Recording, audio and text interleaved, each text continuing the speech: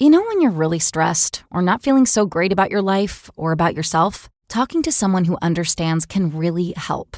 But who is that person? How do you find them? Where do you even start? Talkspace. Talkspace makes it easy to get the support you need. With Talkspace, you can go online, answer a few questions about your preferences, and be matched with a therapist. And because you'll meet your therapist online, you don't have to take time off work or arrange childcare. You'll meet on your schedule, wherever you feel most at ease. If you're depressed, stressed, struggling with a relationship, or if you want some counseling for you and your partner, or just need a little extra one-on-one support, Talkspace is here for you. Plus, Talkspace works with most major insurers, and most insured members have a $0 copay. No insurance? No problem. Now get $80 off of your first month with promo code SPACE80 when you go to Talkspace.com. Match with a licensed therapist today at Talkspace.com. Save $80 with code SPACE80 at Talkspace.com. You're pretty smart. When people talk about you, too smart comes up a lot. So why are you trying to prove them wrong? Why aren't you pushing the limits of science and powering the nuclear engines of the world's most powerful Navy? If you were born for it, isn't it time to make a smart choice? You can be smart, or you can be nuke smart. Become a nuclear engineer at Navy.com/nukesmart. America's Navy, forged by the sea.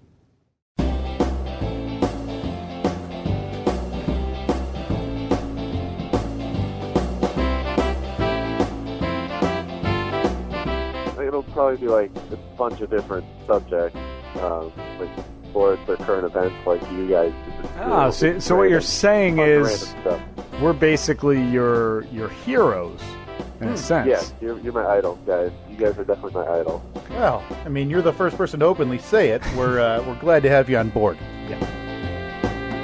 Slave for you, I think is what it was, where she was walking around with for some reason, a python or whatever around her neck. So that's Abby to you right now. Yep. You're just a couple of hip sways away from making teenage boys swoon around the world, Steve.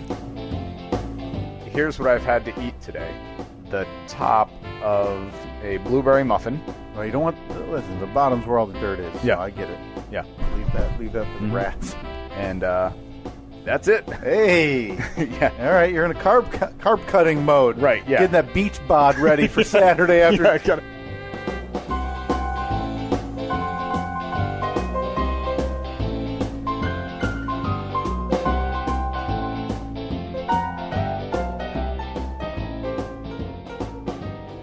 That was before I went on my honeymoon in Jamaica, and I still miss it a lot. Just saying. Still thinking about it? Still thinking about it every day. Every day when I wake up, I'm like, this is not the beach. I don't feel humidity already. We just got to the episode of The Office that you had referenced to. Oh, yeah. Where now, Michael... You're doing the whole... You're binging? I've seen it all, but where Katie are you watching it? Netflix. Netflix has... all of the seasons. Why is it that I checked there a couple of weeks ago, and I couldn't find them? It's definitely on there. Huh. Okay, so good. That's good to know. I thought about you fondly last night when we were watching the Jamaica episode, and Michael returned to the office with a single bead in his hair, and then when he just had everybody in his office or around, and he just kept playing the "I'm feeling hot" on his drum. I thought about you, maybe stupid steel drum. I thought about the equivalent of that, Steve, and tell me if I'm onto anything here. Of when you returned to work this past week, how, like, every conversation you just casually slipped in how you were at Sandals in Jamaica. Sandals, Jamaica, yeah. So free beer, hot wings, whatever, telling a story about their kids. Well, I didn't see many kids when I was down in Sandals in Jamaica, but hey, that's gonna restart. That's all right. All right, let's just do it again. Yeah. No, but it would be, like Free Beer said, hey, Steve, do you have the commercial logs for this week? And I would say, in Sandals, Jamaica, there is no word for commercial logs. In Sandals, Jamaica, they don't even have commercials. Yeah. Yeah. So, you didn't wear your novelty T-shirt you no doubt bought from the gift shop that just has the Sandals logo. Or my hat with Bob Marley dreads hanging out the back of it. Yeah, you're not the big Rasta guy now walking around. No, not so much. So you're telling me that hasn't been you around the office telling people nonstop about sandals in Jamaica. Well, I definitely talked about it a bunch because a lot of people asked about it just after seeing pictures posted on Facebook and everything. But yeah, for the most part, I try not to be that guy. I'm sure I have at some point, but yeah, because people I know I have with a net, definitely with a net. Well, I think it's probably hard too. You know, people ask about, hey, how was your holidays? Whatever. Well, let me tell you. Well, you ever heard my of holidays in Sandals, Jamaica? Yeah. Yeah, I don't know if you ever heard of it. It's on all the commercials. Yeah. But, we went to the resort. Yeah, the commercial with the people running hand in hand down a beach into the surf. Yeah. Yeah, that was us. Well, those people looked like it was about 9:30 at night. So that wasn't quite you guys. Yeah. Yours was in bed by then. Yeah, we did a very very reasonable, like 4 PM. Sure. Dinner. Your beach jogs were more located towards 3 to 5 p.m. is what you're exactly saying. A sensible time. Right. Good. Sensible time. Good, it's the Steve and Kyle podcast, Sunday, January 14th, 2018, the year of our Lord, and we're back here for another episode in the cold, very, very cold weather here in West Michigan. It's snowing again as we speak. I noticed had the news on this morning, and they had the little 7-day forecast. 100% chance of snow tomorrow, so safe to say we're getting some snow tomorrow. Oh, man. I can't. I'm dying still. I've been somehow... We haven't missed an episode, but I've been battling this illness since December 27 now. And we're on January 14th this morning, where I cough and a lot of things mixed in with the home life right now that are making sleep a little bit unpleasant and different. So I can't kick this. So if you hear a coughing outburst, there's probably a good chance that one of those is going to happen. Yeah, a lot of the times, we make notes as we're recording the episode. So you'll make a note of something, the strange occurrence where something funny happens. Right. So we can go back and use that audio later. A lot of times I'll just make notes so I know what we talked about, but I'll also make notes whenever one of us has a coughing outburst. I know last year there was one time where I was sick, and it was impossible. I think 17 times throughout the episode. So what I do then is after we're done recording, I go back and I kind of clean it up a little bit so it doesn't sound that bad. But that's our editing budget. Yeah, exactly. I don't do it. When we send it to post, we send that out to the studio with general time markers. They clean it all up. What's the big post-production plate, like the Imagineers or whatever? Oh, okay. Yeah. I send it down to Disney and they do. Yep. That's our. We're right on schedule. Yeah. We're on their A client list, so we get priority over there. So those are bound to happen. I had a coughing fit. I want to say Thursday morning, in the morning before work, that was probably one cough away from me throwing up. Oh, that's the worst. That close. Have you ever done that though? Yeah. I've done that before too, where you cough so hard that you actually puke. It's crazy. It makes you feel so pathetic. I know. It's really? Yeah. I'm just coughing. I didn't drink too much. I didn't do anything weird. No, I did nothing. I did nothing I can't cool. stop. Yeah, I went to bed at a sensible hour and had a light dinner. And that's what I threw up. Yeah, it's maddening to me. So apologies in advance if you hear one of those or if one of them slips through. Yeah. So we got like I said, snow falling. We have a little bit of an update too. Yeah, because there's two things. One of these things has been going on behind the scenes. We haven't even talked about it on the podcast, but it's been something going on. Which one? With your paid for plow service. Really? We haven't talked about that at all? Not once. I thought we had. But the other one that needs an immediate update, Steve, is we talked about you took a video. I want to say this was it a month ago? Yeah, because it was before Christmas. Yeah, it was December. Either the incident occurred on either December 7th or 8th. Okay, so we talked about, I'm sure, the following episode where it looks like a county snowplow, while going around your cul-de-sac, had clipped the driver's side rear of your Jeep. Yes, and which was parked in the street. Yep. And kept going. Yeah, it was. So when we moved here in, I don't know, the middle of September, I think we moved in. Maybe October. I don't really remember at this point. Brought my Jeep from the old house. And at the old house, we had a one-car garage. So for the summer, the Jeep was in the garage and our cars were out in the driveway because we don't need to park in the garage in the summer, even though it's nice. Park the Jeep in there because it's got a soft top on it, but every single Jeep ever made leaks in some way possible. Right. So we just kept it in there. When we moved over here, once we got to our new house has a 2-car garage, so we both parked in the garage since it was almost fall, and now officially winter at this point. And I had just had the Jeep parked on the street in front of the house, which is not out of the ordinary. Like my neighbor, it's not illegal. There's nothing wrong with it. A lot of people do it. There's no signs anywhere that say no street parking. Nothing like that. It's not like Monday, Wednesday, this side, Tuesday, Thursday. It's everything about it is completely legal. So we had I think it's probably one of the first snowfall. The first snowfall that a plow actually had to come through.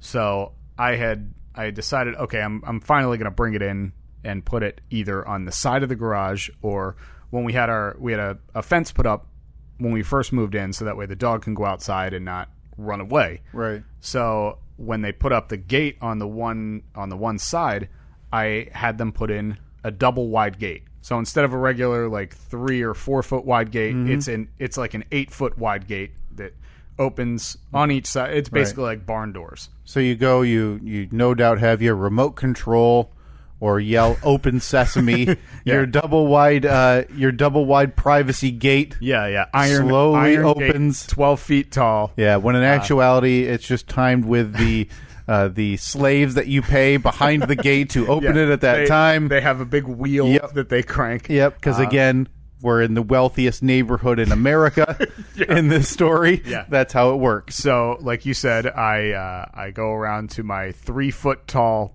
white PVC fence. Yeah. And so I for a while I actually had it parked in the backyard. Yeah. But before this, I was out. It was the day after. It was the day that it snowed, or the day after it snowed, or something. And I finally went out to the Jeep. The battery wasn't totally dead, but low enough where I needed to hook up jumper cables to it from my car. And so I'm sitting there just letting the battery charge for a few minutes before I tried to start it up. Just like, walking around and down at the street, like looking at my phone.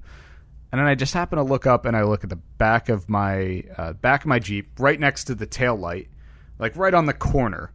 And there's this big, I would say softball size gash. Yeah. In the side of the Jeep. And I'm like, it was red, right? Like it was like yellowish orange. Oh, okay. So I'm looking at it. I'm like, well, I know for a fact that wasn't there the other day. And I'm confused by it.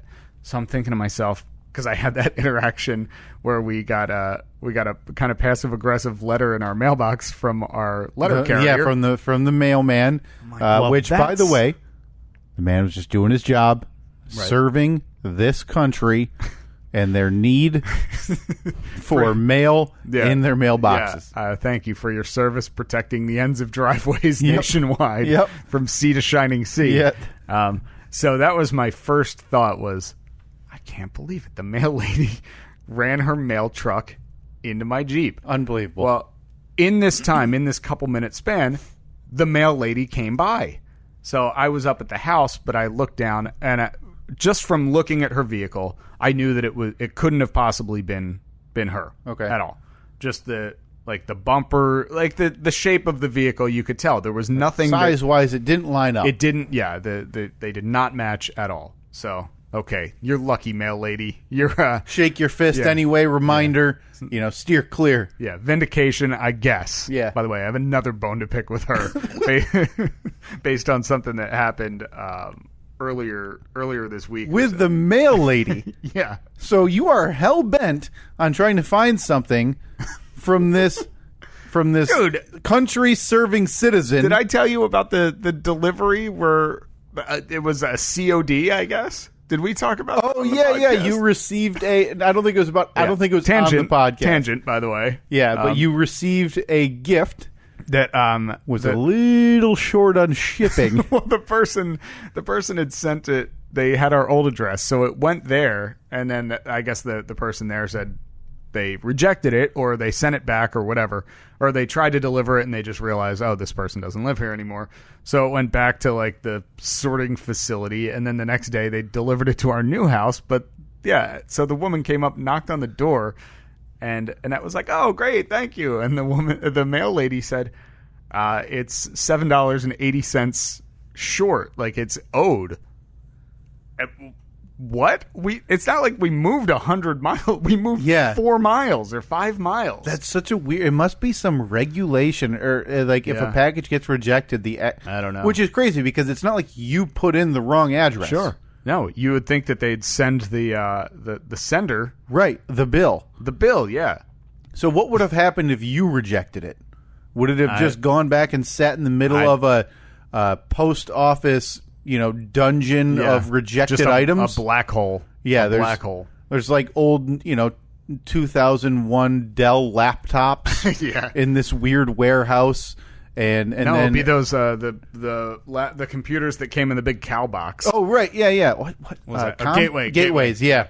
And then next to that, brand new hot gateway is your bucket of popcorn. Yeah. Yeah, so we had to pay them $7.80. I still feel as though that was extortion. It's not my fault. Have you thought about sending a letter to the president? No, not yet. The postmaster, maybe? Is that still a position? The postmaster general. So is that an appointed position? Yeah. To where, like, is that politically charged? So is it like you have to go through Congress to get appointed? But like, are you going to deliver the mail swiftly and fairly? Let's see. If you can guess the current postmaster general, I will give you $1,000. Oh, boy. We're going to go Bill James. Let's see. Bill James. Billjames. Maybe William, obviously. Of that name, you got, I think, 2 letters. Hey! That's good. That's good. Yeah. Megan J. Brennan is the 74th. And the first female Postmaster General of the United States, and the Chief Executive Officer of the world's largest postal organization.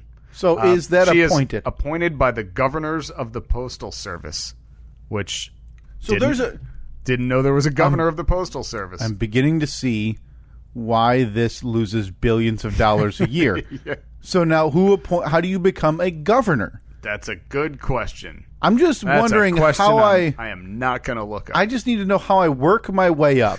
Now, didn't we speak because you're thinking of switching careers and finally becoming living the dream, becoming the postmaster or the mail delivery correspondent that you've always wanted to be. Now, if I remember right, we spoke to somebody on 2 Minutes of Awkward Conversation who was a postal worker. Yeah.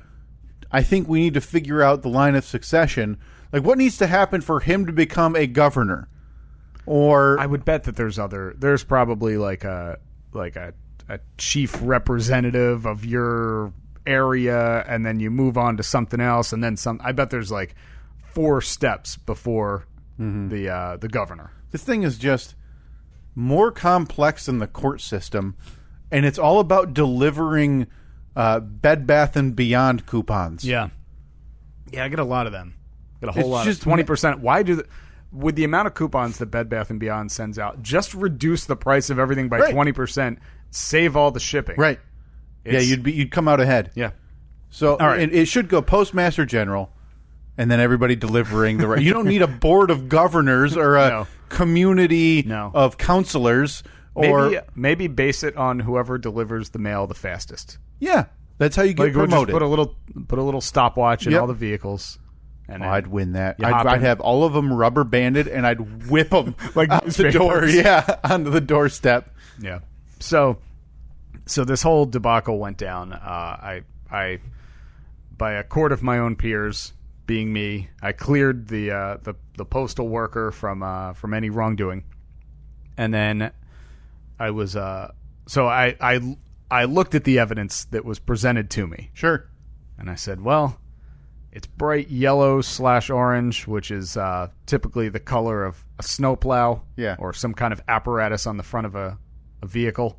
I looked at the you know how when the plow goes by, obviously all the snow gets pushed like to the right. Yeah. So there's a point where there's freshly paved area, and then there's like the wall of snow.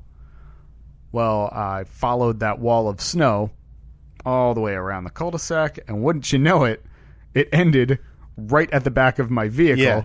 And then you see it kind of veer to the side, jut over to the side. Yeah. So the evidence in front of me proved to me beyond a reasonable doubt, or beyond the shadow of a doubt, or whatever it is, that a plow truck had smashed into my vehicle. Okay, so judge and jury, Steve, Guilty. you let the local post woman off the hook out of the goodness of your heart. Mm-hmm.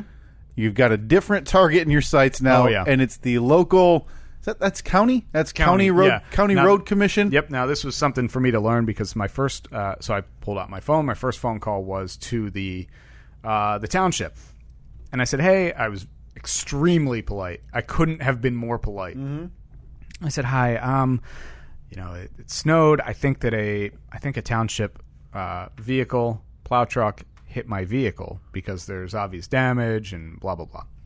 So she said, "Oh, okay. Well, it wouldn't be. I'm sorry to hear that, but it wouldn't be township. The only township plows, they plow like parks and running paths or bike paths or something." So they probably like just have like the bobcat, the go little down side by sidewalks. sides with the. Yeah, she said they just do the small stuff. It's the county that handles the roads. I said, "Okay, can you get me in touch with them?" So she got me in touch with them. I left. It was like the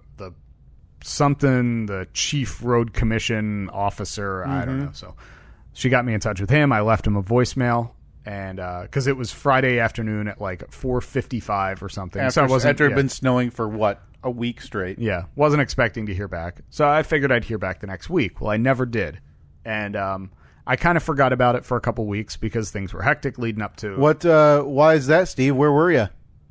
Well, let me. It's funny you should ask that. Because, you forgot about it. Something must have happened. I forgot about it because it was busy at work, and on the 23rd of December, my wife and I left for our honeymoon in Sandals, Jamaica. Sandals, Jamaica. Now, that's the resort from the television, right? Let me tell you. Sandals, Jamaica, they don't have snowplows. You know why, Kyle? Why is that? They don't have snow down there in Sandals, Jamaica. Yeah. It's very, I mean, you pay for it. You pay for what you're getting, right? For there to be no snow. Paying for the luxury. No, okay, so you're down in Sandals. Okay. Sandals, Jamaica. So it kind of fell by the wayside. It fell by the wayside. But while I was laying on the beach at Sandals, Jamaica. It's a beautiful resort, all inclusive, down in Ocho Rios. So that's on a beach? Oh yeah, right on a beach in Ocho Rios, Jamaica, which is on the northern coast of the island of Jamaica. Okay. So we're laying on the beach, and I'm just like listening to podcasts, listening to music.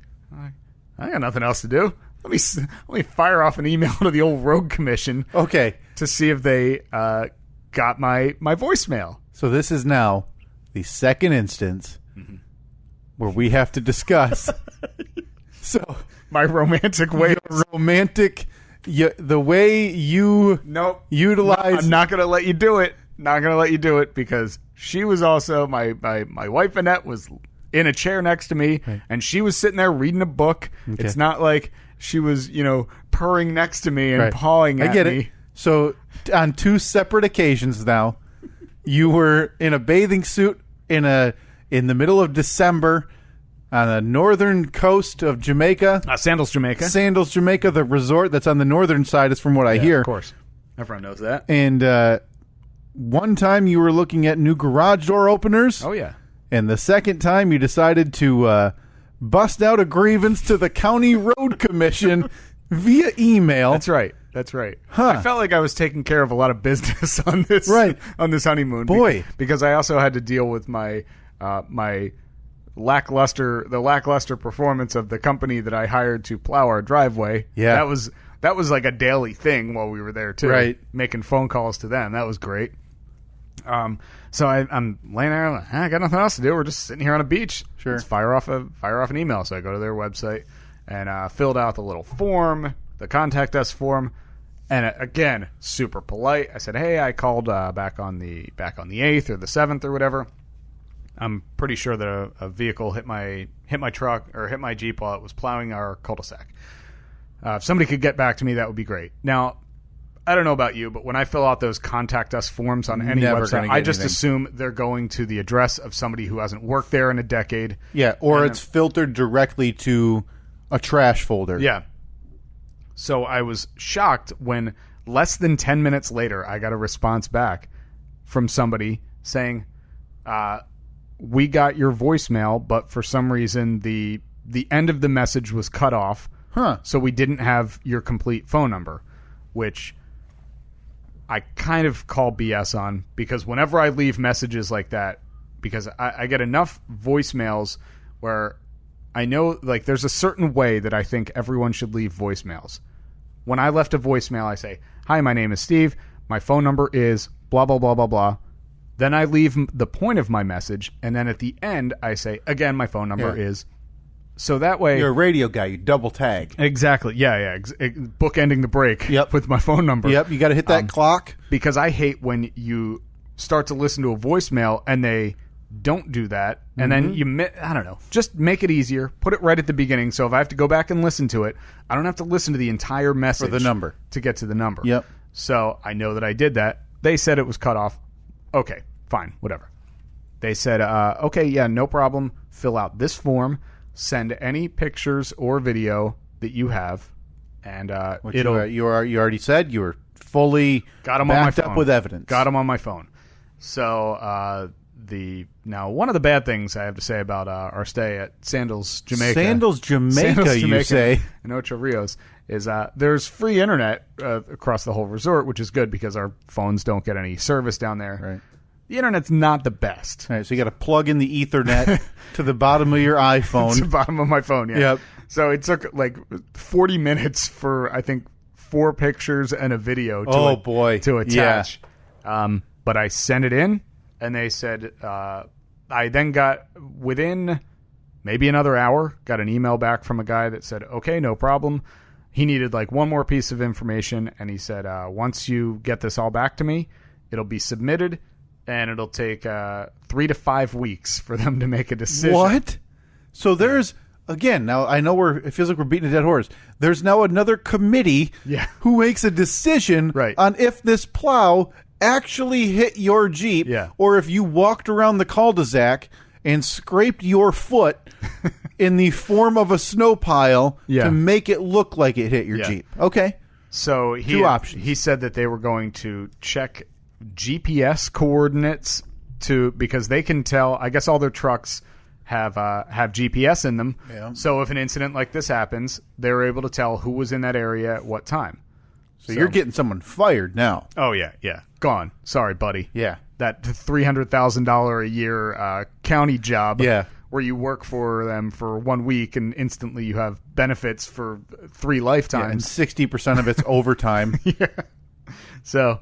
He said, yeah, no problem. Fill this out, and we'll get right back to you. And so at that point, I thought, I think this has a shot. Like, I have a shot at actually, because if he had looked at those pictures and said, like, sorry, man, there's zero evidence there, or, like, you can't just, it's not like I had no proof. Right. I feel like if there was no chance of me getting any kind of reimbursement, it would have been cut off there.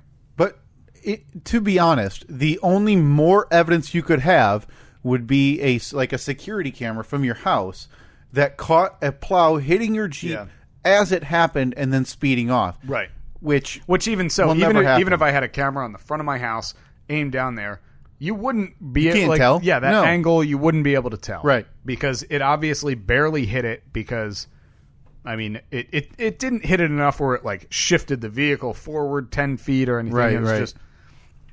So I submitted all of that like the Monday that we were back. Or it was maybe like we got back on a Sunday from Sandals Jamaica, Sandals all-inclusive resort in Ocho Rios, Jamaica. Ocho Rios? Ocho Rios, yes. It means 8 rivers.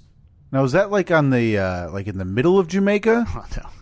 It's on the North Coast. The North Coast. Oh, boy. So you stick all the poor people down on the south side? Yeah. Okay, good. Well, spoiler. Everything in Jamaica is the poor area. And on the north side, it turns out. So I submitted all of that last week. The guy got back to me again. He said, all right, I need you to get me 2 estimates for the repair work. and send me your insurance information. So at this point, I'm like, it's happening. Now we're done. It's happening. Time to cash in. Yeah. Because I always hear of all these people saying like, yeah, somebody hit me. They just, their insurance company cut me a check. I didn't get the damage fixed because honestly, the damage on it, like, it's not that bad. It's pretty minimal. Yeah. It's pretty minimal, but it's something where I would feel comfortable fixing it myself. Right. Probably wouldn't look perfect, but I mean, the thing's 37 years old, so Sure. I'm not super concerned about it.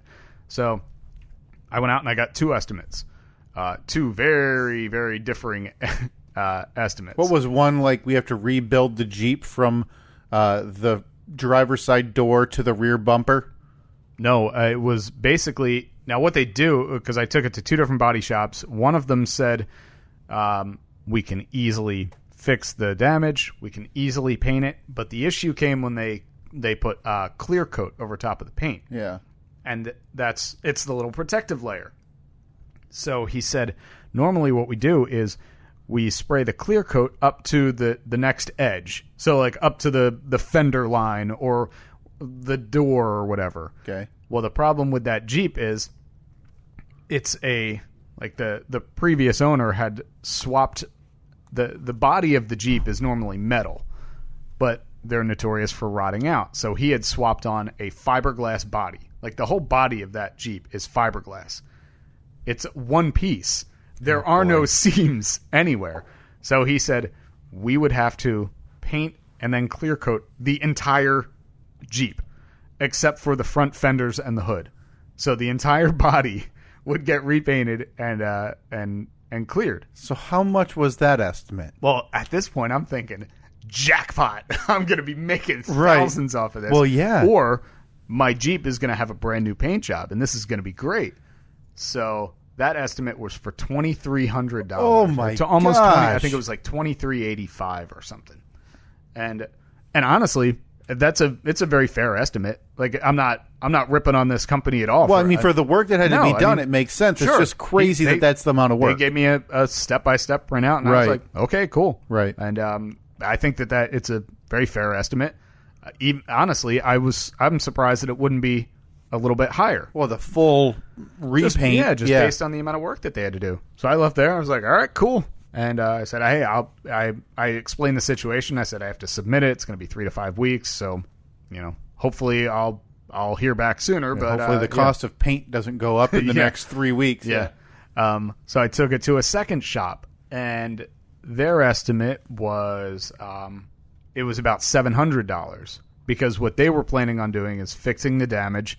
And then he said that they could, instead of clear coating the entire thing, they could do it where they just kind of blend the clear coat. So they go about a foot out from the damage. And I mean, take it like, say you had a can of spray paint. Instead of aiming the spray paint directly at the panel, you do that over the damage, but then you kind of pull it away. So it's like when you get a haircut. Yeah, they blend the short to the long. So, and that estimate, I was like, cool, seems very fair. Yeah. Scanned the estimates, sent them both to the company, and I think it was the next day I got a phone call from a guy who is an insurance adjuster who represents the county, and he had a couple of questions for me. He said, okay, do you have this, what insurance company do you have, and this and that.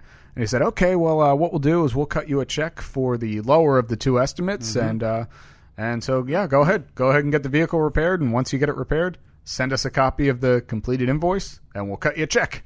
And I was like, that's it? Wow. Like, there's no argument here? That wasn't 3 to 5 weeks. No. I was really hoping he was going to say, yep, we'll cut you a check. It'll be in the mail tomorrow. And meaning I could just take the check and do what you want. Yeah, exactly. But they're probably going to cut it end up directly to the repair shop. No, they are cutting it directly to me. Oh, okay. But it's after I show them the damage has been. Oh, so they probably had this before. Yeah, so where basically, people are saying this. Basically, for about a week, I'll be out the $700 that it costs to get the thing fixed. Yeah. Now, do you get to go to the hearing where this man loses his children because he no doubt lost his job, where he's put on trial, and his wife left him because he can't afford anything anymore. So do you go to that and apologize, or do you just go to that and as a character witness? You mean accept an apology? Yeah, I will be there to accept this this Minger's apology. Maybe somebody knows better. Maybe somebody is like a county employee, like a road commission employee that listens. How does that work? Like if you get, because it's bound to happen. I can't imagine that. Is there like a demerit system so you get, to be honest, I don't really fault the person for not stopping, leaving a note, whatever, because with the size of the vehicle that he or she is driving, with the size of the vehicle that they hit, they probably just barely clipped it. There's no way, like, if I get in an accident in my car, if I clip a car, I'm going to feel it. Yeah. But they're driving these massive vehicles that have, a couple tons of salt in the back of them. Right. They're loud. They're constantly making noise because they have a plow dragging underneath of them. If they clip a little tiny vehicle that weighs nothing because it's made out of paper, basically, they're not going to feel it. Nope. But, I mean, that being said, it's still the responsibility of them to make it good, to make it right. Right. I just wonder how that, because like we talked about, it happened. There's no doubt it happens, especially, I mean, we talked about the area where you live. I mean, if you think about neighboring cities where side street parking is much more common, that probably happens all the time. Often. So I bet you, I would bet there's some type of system to where, hey, you've clipped 8 cars this winter, you're fired. Yeah, you've clipped 8 cars and 4 people need new mirrors. Yeah. And also let's not forget the cul-de-sac of mailboxes you mowed over. Well, there was, because I think it was like the next day or within a couple days, I happened to be outside when a plow went by. Yeah. And it was so obvious what part of the plow it was. Right. Like on the front of the plows there, all the way on the end, there's like a spot where basically like a little bar sticks up so the driver can see where the edge of the plow is. Mm-hmm. And there's like this yellow like bracket that sticks off the side of it just at the height. I mean, they had to have looked at the pictures and the video and been like, oh yeah, that was the whatever bracket that obviously clipped it. So they decided not to pursue any legal issues with old Steve here. Well, whereas old attorney Steve already had the conviction. Whereas the United States Postal Service was prepared to take action upon you if you did not move that Jeep. Yeah, boy, they left a very strongly worded email. Not happy with very you. strongly worded letter form in my mailbox. Mm-hmm. Mm-hmm. Yeah. Yep. One arm of the government you don't want to piss off, Steve. Well, the people who drop off those coupons. Boy, was I disappointed once again with my letter carrier last week. Yeah. Monday came and went. Tuesday came and went. I think Wednesday came and went. We had no mail. I thought that's strange because at least we get the Bed Bath & Beyond coupon or 16 letters for the previous homeowner, no matter how many times I asked them to please stop delivering mail for the previous homeowner. That's amazing. And anything good? I said anything like like an old check or like a family court summons? No, nothing good. It's just all like, hey, come to Bible study. Yeah, no thanks. Appreciate it. So I said to Annette, I was like, it's weird that we haven't gotten mail in 3 days. Like, occasionally, very, very, like, seldomly, a day will go where we don't get anything. Yeah.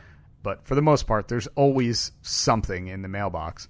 And so I noticed when I walked down to the mailbox, like, the second or third day, you can see that, again, my spidey sense is tingling because I can see that, again, tracks in the snow right up to our mailbox.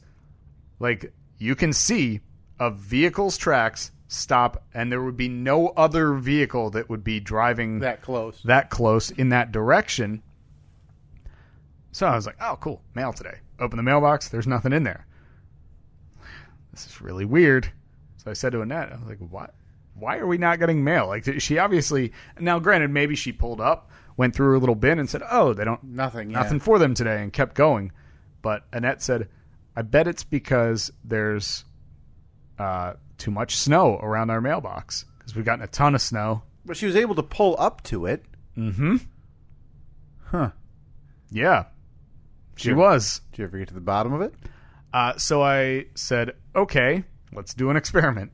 So I went outside, and I mean, there was a ton of snow. There's snow everywhere. But, I mean, you look around at all the other mailboxes, there's just as much snow by them. Right. And I think it would have been, because they're obviously seated on the right side of the vehicle, they have those big windows, it would have been a matter of her reaching out the window, like, arm extended, or reaching out the window, arm extended, and maybe leaning an extra 4 inches for her to reach our mailbox. Mm-hmm. But, again, no mail in there. So I went out the one night, and I chiseled away at the snow wall, and I gave her probably another 6 to 8 inches worth of room, because at that point, I can't break it down. Like, I cannot cut through this snow wall anymore. It's basically solid ice from being just packed with snowplow after tires, snowplow. And then when it, if it even remotely melts and then freezes, it's just a ball of death. So the next day, walked out to the mailbox. Wouldn't you know it,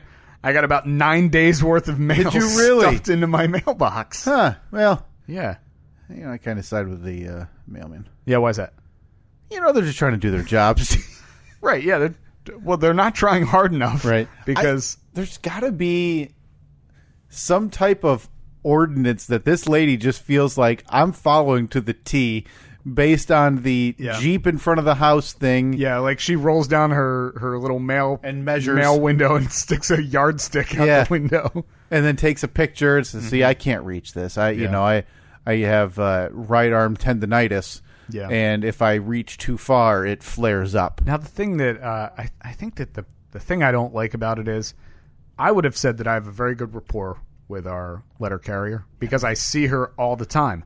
I'll be outside, and if I see her pull up, I always walk down. Like, if I see her coming through the neighborhood, I always walk down and meet her as she pulls up to the house, take the mail, little conversation. Hey, how's everything today? Okay, well, stay warm out there. Yeah. And she's always extremely pleasant.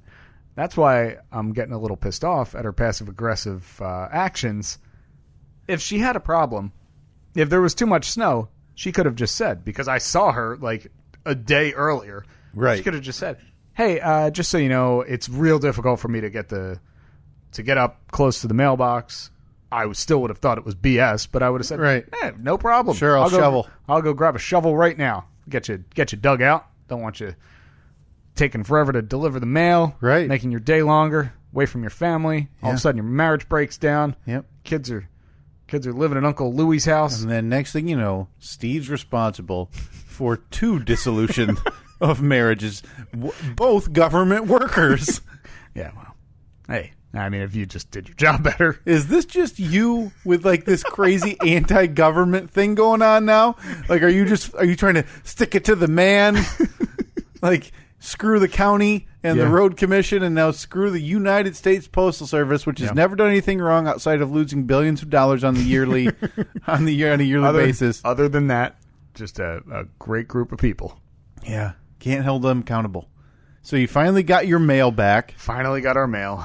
Now, did you receive any other packages during that time, like UPS or DHL or DHL? They're still around. They've got to be still around. I don't know what they deliver. I'm trying to think. I don't. Well, because they go to doorstep though. They don't. They won't leave anything in the. That's right.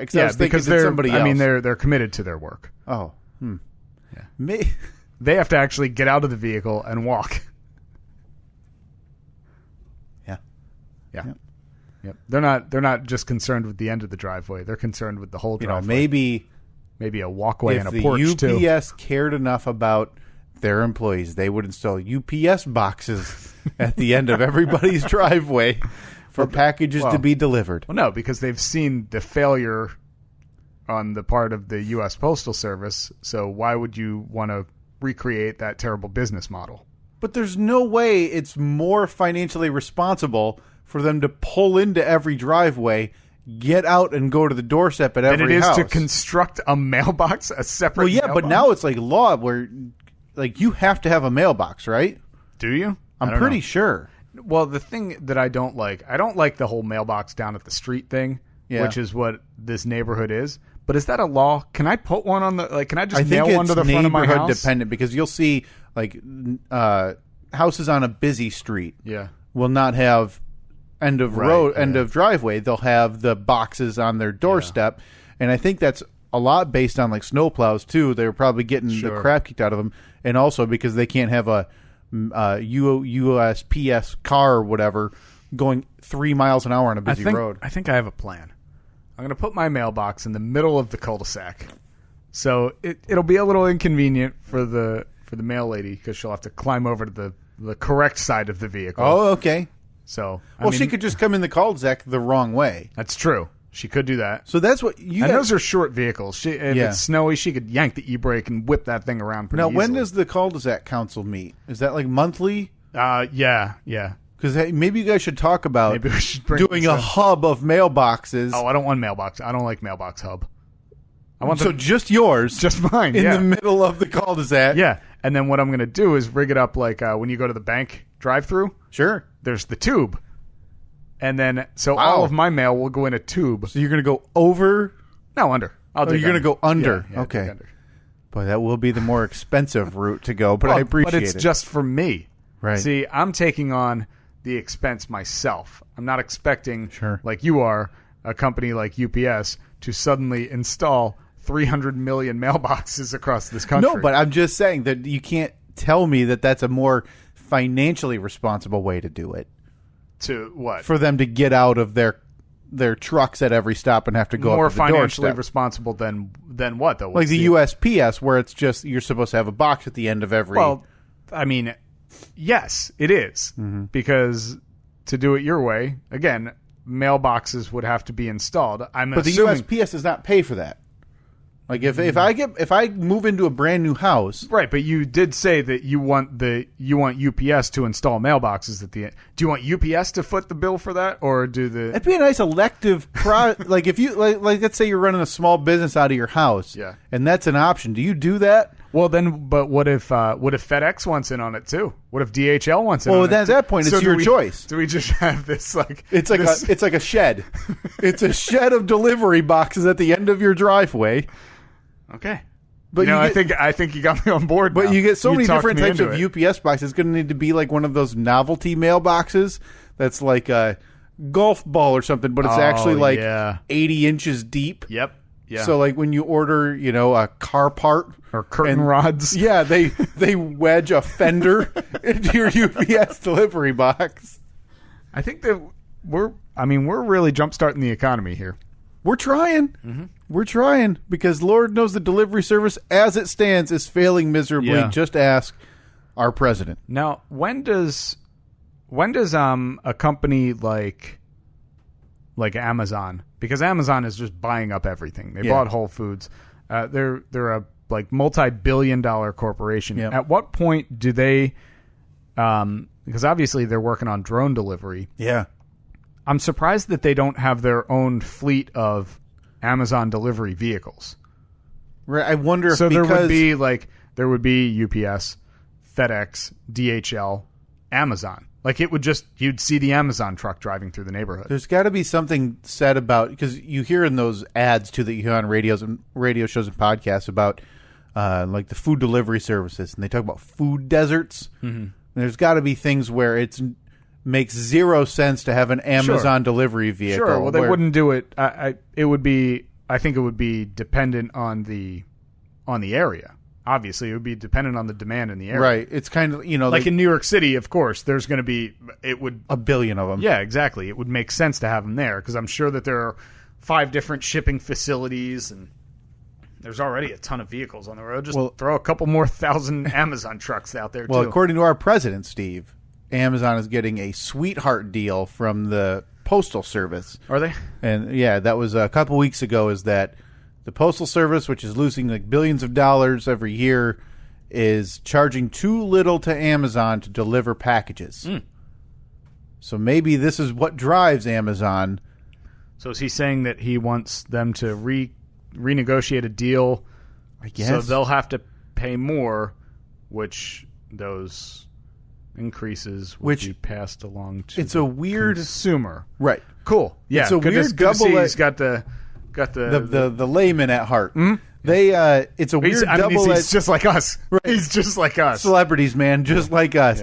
Yeah. It's a weird double-edged sword because Amazon's probably one of the only reasons that the United States Postal Service is still currently functioning at the level it has been, even though they're losing money, just based on them having this much to deliver. Mm-hmm. I mean, outside of Christmas cards, if they didn't have Amazon packages and deliveries and internet deliveries, I guess, in general, what else would they be delivering? Bed Bath & Beyond coupons. Bed Bath & Beyond coupons. Your yearly journal for what's new in sandals. Jamaica. Sandals, Jamaica. Sandals, Ocho Rios. Ocho Rios, it's the northern side. And that's it. Like, you're going to get your AARP magazine if you're older. You're going to get your AAA Living magazine if you're a member of AAA. Because most days I'll pull into the garage after work. I will walk down the driveway, grab the mail out of the mailbox, kind of sift through it as I'm walking back up the driveway, and before I even get in the house, half of that stack is in the recycling bin. It's garbage. Absolute waste of time.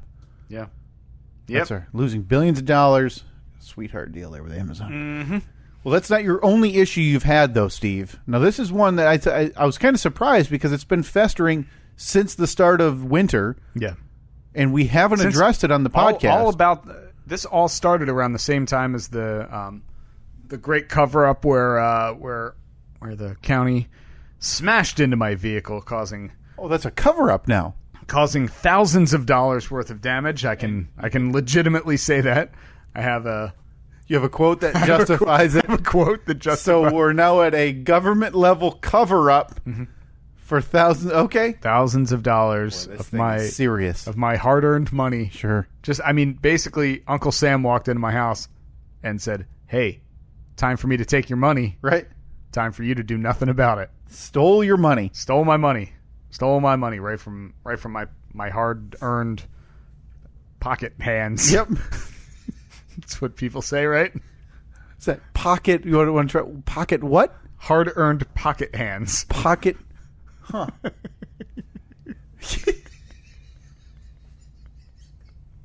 Yeah. I've been busy putting in the old work. Putting in the old vocabulary work, I guess. This started a couple of months ago when I dragged my like 35-year-old snowblower out of the shed that I had bought from a former intern's mother. And I had it running a couple of years ago, and it worked fine. It was doing all right, but this thing was a beast. It was all metal. Like, now if you go out and buy a snowblower, a lot of the components are plastic and, like, really thin metal. Well, this was built this was built when America was great, when everything's made out of 1/4-inch steel and iron. So, God forbid you ever have to lift the thing up, like, to put it in a truck or put it on a trailer. Not happening. So, obviously not self-propelled, like... Oh, it is, yeah. Oh, really? Yeah, it's self-propelled. It's got it's got, like, a V8 engine. Are you sure that's just not gravity-based? Because it's so heavy that once you get it on a slope, it just starts going? Shoots down. No, this thing... When I had it running, it worked pretty well. But when I moved into Annette's house a couple of years ago, she had a snowplow service the year before, was very happy with them, so we're like, well, screw it, let's definitely do that again. It's much easier than dealing with all that. Plus, if I have to leave for work early in the morning and it snows overnight, it's pretty nice walking outside and having the driveway already plowed. So signed up for that again. We had them for like the last 2 years, and a couple of months ago I called the guy that we had used the last couple of years to say, hey, we moved, we're now living here. Do you service that area, because we'd love to hire you again? Well, he has since sold his plow, and he's gotten into a different profession. So he said, sorry, I'm not plowing this year. I'm like, crap, because we had already waited too late in the year, or I had already waited too late in the year to get in touch with the plow company. Too busy looking at those Jamaica pictures, getting ready from when I was in Jamaica, Sandals, Jamaica. Was that like for your? Just like a vacation? That was a honeymoon. Oh, okay. Huh. It's like I'm married. Boy, you went down there for your honeymoon. You came home to garage door openers and a snowplow service. Yep. Hell of a time. Romance is not dead. I don't care what anybody says. So I I'm frantically. This is like probably the beginning of December. I'm frantically calling every snowplow company I can find because they all have routes. They all have routes. So they'll say, I'll take on this many customers, and based on how long it takes to get all these places, I can do this route in this many hours. Makes total sense. Yep. So I went to our friends, your friend and mine, the Informed page. The old local watchdog. The watchdog page came in the clutch. Because there were a ton of posts on there about, hey, does anyone have a good plow company? Can you recommend this? How much are they? So a lot of people had commented on this one. And they said, oh, they're really good. I used them. Actually, nobody, now that I think about it, nobody said that they had used them before. But everyone said, this is the company I went with. Yeah. These are the terms. Somebody actually was the cheapest. No, it wasn't. Somebody actually scanned the contract and posted it and said, so I read it over. I thought, this seems like a great deal. They have the guarantees that they'll plow by a certain time, which to me always seems weird because you can't guarantee that a driveway is going to be cleared by a certain time. Because if it starts snowing... Yeah, because so if you tell me my driveway will be clear by 4 while the snow starts coming at 3... And I'm on the end of your route... Yeah, it's not going to happen. I get what you're trying to say, but... Every company does it. But they also had... they will come back after the county plows had come through. They'll come back and clear the end of your driveway if it was after. They'll clear out around the mailbox. So, man, look, like all of my recent problems would be solved. Yeah. I wouldn't have an angry mail lady. I wouldn't have my moody mail lady. I wouldn't have... Moody. Again, you described her as being nothing but kind when you've interacted with her, and she's now transgressed to the moody mail lady. Moody passive-aggressive mail lady. Gotcha. I probably wouldn't have had the incident with the government conspiracy with the Jeep. Oh, boy, the big cover-up. Everything would have come up roses. So... Since I'm personal friends with all the people on that watchdog page. Right. Well, we're all a community. Yeah. I said, thank you. Thank you for your leadership and your guidance. Yeah. I'm going to subscribe. Or I'm going to call up this company whose name I really, really want to say. Well, it doesn't matter anymore. It sounds like we'll get to it, but I don't think it would matter anymore. Yeah. So I called them up. They gave me a quote. I said, sign me up. They sent me the contract. I paid them, sent them the contract back, and everything was good. The first time it snowed, their guarantee was that our driveway would be clear by 7 a.m. So it started snowing around probably 5:30 in the morning or so. And so it was 7 o'clock that night, and we still hadn't been plowed out yet. But I was kind of giving them the benefit of the doubt because, like I said earlier, if it starts snowing an hour before their guaranteed clear time, I get it. It's not going to be done in time. But I called them anyway. I said, hey, I just wanted to make sure that I'm good. I'm on the route. And the woman said, yep, the person is in your area right now. Hey, on the way. They're on their way. She was right. An hour later, I looked outside. Our driveway was being cleared. I was like, cool. All right, I'm happy with this. Well, that is until they pushed the snow and dug up part of my front lawn. That kind of pissed me off. But the guy was very nice. He got out of his vehicle. He said, I'm going to put a note on the account, and in the spring, somebody will come out, because they're also a landscaping company. He said somebody will come out, and they'll either seed or put down sod and fix it. Wow. Okay, that's fine. Which, again, most companies will do. Our plow driver... That's a common... Our plow driver last year, he had... Because he was pushing the snow up on the front lawn, and his plow was a little too low, and it dug up a spot probably a foot wide, like a 1 foot square spot. He came out in the spring, cleaned it up, put down seed. Everything was good. Nope. What was that? Apparently my phone. Oh, okay. Oh, that's normal. Oh, good. It just rebooted for no reason. Yep. So, fast forward a couple of weeks. It snows again. So you got plowed once? Once, maybe twice. Okay. Might have been a second time. Good time. sign that you didn't know if the second time actually happened. Yeah. So it's snowing again, and they got in this habit of sending out emails, like email blasts to all of the clients on their route to give updates. I don't want an update. I just want you to come out and plow the driveway. This isn't a process. It snows, you remove snow. There shouldn't be updates in the middle of that. There's nothing. I don't want to think about this. Yeah. I don't want I don't want to like be refreshing my email every day thinking like, oh, I wonder how the snowplow company's doing. Yeah, you want to pull in it when you get home from work every day. Yeah. Not have Snow Mountain on the end or in your driveway.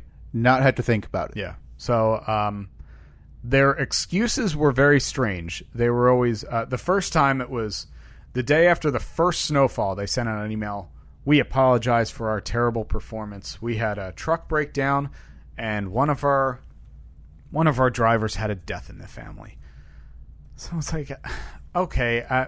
I started to reply to say like, it's cool. Just that's not really our. I get it, but I want to say not my problem, but I also want to be a little bit more sensitive to the situation. Well, I mean, I work for a large company that if the CEO's wife's whatever passes away or has an illness, that's very sad. But that's not going to stop this business from going on. Exactly. Like, I understand if you want to say, hey, we're a family-run thing. I fully understand that. But the fact remains is that you're a business first, because you're accepting money from people to be a business. You're a business who has accepted $300 from me, and I'm assuming I'm not the only customer. Look like 100 others, maybe. So you have a lot of money. You have a lot of people's money and a signed contract saying that you're going to deliver these services. Yeah. Well, it was from there. It was just one email after the other. Well, we had 2 trucks break down, and somebody called out of work today. I don't care. I'm sorry. It sucks. I bet that's a terrible situation that you're in. Mm-hmm. But bottom line, you still have all of my money, and you haven't provided the service. Yeah. Like, imagine walking into the grocery store. You and Katie go into the grocery store to do like a month's worth of shopping. You leave. You each have a full cart. Your bill is $300. You pay for it, and then as you're walking out the door, somebody walks up and takes both of your carts and says, sorry, you can't take them. Yeah. But you got to go. We're not giving you your money back. Sorry, family-run business. Yeah, sorry, the death in the family. We're a little short on cash this week. Yeah. It's not really going to make you feel any better. No, not at all. So a lot of people on the Watchdog page started posting about this. So it's like thread after thread after thread of posting about this terrible company.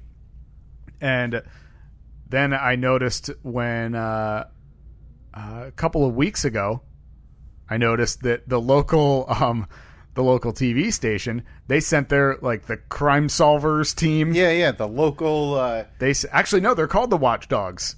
Are they? I thought they were the problem solvers or something less inventive. Yes, the problem solvers. But so the Watchdog sounds a lot more fun than the problem solvers. Like, you're not kids in a math. I think the other station is the Watchdogs. It might be. Yeah. But you sound like a bunch of kids in a math troupe in elementary.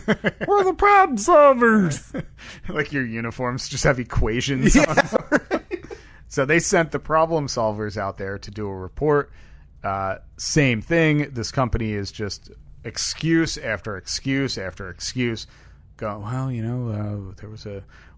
we are so humiliated at the service that we provided. This is a first year company, and so in my mind, they saw the amount of cash that they could get from people right off the bat. Absolutely. So of course you got dollar signs in your head like, whoa, we're gonna make a ton of money this year, and then things just went to hell for them, which, again, I sympathize with. That must suck if something that you worked so hard to start, put in a ton of money to buy plows and hire people and all of that, but then it went to hell. So that sucks. But again, it seems crass, not your problem, right? I mean, it's terribly depressing, but in our local paper, there's 85 obituaries a day. Mm-hmm. It's sad, but I'm not going to sit there and mourn 85 people that I don't know. At this point, after they hadn't showed up for probably the 3rd or 4th week, Annette and I are on our honeymoon. Her mom is staying here at the house for a couple of days, and her mom just had minor surgery. Yeah. She has a bad shoulder. There's 1.5 feet of snow on the ground. That is not the person that I want outside shoveling the driveway. Well, at some point, she had to leave. Like, we were coming home that day. There was still 1.5 feet of snow on the ground. Thank God that a friend of mine happened to drive by. He has his work truck has a plow on it, so he'll take the work truck and like plow his driveway and friends and family and stuff. Yeah. Well, because he's one of the nicest people in the world, he knew we were getting back from our honeymoon that day, so he was like, maybe I'll swing by there because I'd hate for them to come home to a driveway full of snow. Yeah. Now, he doesn't know, he had no idea of this whole situation where we had this terrible plow company. So he shows up, plows our driveway, which was like the greatest thing that could have possibly happened. So I get in touch with the plow company, or all throughout, like there were probably 2 or 3 news stories, and they kept saying, we're so sorry, we're so embarrassed, this is terrible, our customers deserve better. But at no point during the story did they ever say anything about refunds or anything like that. Which is what the biggest issue, because at that point, if you're a month in, you've already done it yourself or had to have somebody else do it. At that point, cut bait, get your money back for the service that wasn't rendered, and move on. And if from the first moment that there was an inkling of a problem, if they had said, hey, I'm sorry, we're offering refunds. If you want a refund, we understand. Take it now. I would have said, yep, no problem. Give me my money back. Keep the, $8 or so. For the one plow. For the one time that you came out. That's fine. And I would have been pissed, but at least I would have appreciated their honesty. Well, at some point they sent out an email that some customers got, some customers didn't, explaining everything again, saying how sorry they were. Death in the family, refunds, unexpected no call. And refunds are going to be sent out. Yeah. Whoa, refunds are going to be sent out. Great. So a week went by. I hadn't gotten the letter, hadn't gotten a refund. I sent them an email. I said, at this point, I just want my money back. I don't want to argue with you about he said, she said, I don't care about the excuses. I want my money back for the services that I paid for that you are not providing. And at this point, at least according to the Watchdog page, this place has been annihilated via the Better Business Bureau. Yeah. Rightfully so, because that's what it's there for, is for customer complaints and issues when things like this arise. So they're in terms of their business quality and service, it's already annihilated. They need to cut bait and get out. Yeah. Yeah, they do. Hopefully they can salvage something. So I actually got a response. I think I'm one of the few people that actually got responses when I sent emails. Nice. So they said, it was just a 1 or 2 sentence email. It said, some refunds were processed last week. More will be processed this week. Well, that was 2.5 weeks ago at this point. I still haven't gotten the letter. Still haven't gotten the refund. Well, the other day, 3 days ago, they sent out this massive manifesto basically saying, due to the extreme number of cancellations and limited resources currently available to us, blah, blah, blah company will be functioning at a very restricted level. In order to determine the appropriate handling of this situation and the company's future, we have begun to seek legal guidance as the situation has become too complicated for us to handle. So the first half of that reads to me as we got all of this money and we couldn't wait to spend it. Because when you say, quote, limited resources, that means the money you got in is now gone. It's definitely gone. And the fact that they're saying legal guidance shows that I am not getting a dime back. Right. My gut would tell me bankruptcy court, which means you would be one of the creditors, which would be in line with, I don't know. So maybe in 3 years, you'll see your check. Well, we decided the other day to file a dispute with the credit card company. Over the called the credit card company. They determined that of the $315 that we paid, $2.15 of it is legitimate payment to the credit card company. So we are requesting the balance. So it's like $312, something like that. So who knows? How does that work now? Does that credit card company now have to go to them as a business and say, you need to give the money back? I guess so. I don't really know how that whole process works. I've never had to do it before. But hopefully we will eventually get our money back. And but the thing that really pissed me off was that this company is now crying about how they've been slandered in the media. Yeah. And that stories have been blown out of proportion. If it's been blown out of proportion, prove to me that you provided the service to anybody. For me. Yeah, for me, for anyone that you said that you would provide. Yeah. Now, when you say manifesto, you are not kidding. It is. Do you have it? I think somebody had posted it in the comments. Maybe not, but no, it was. Because I read it somewhere.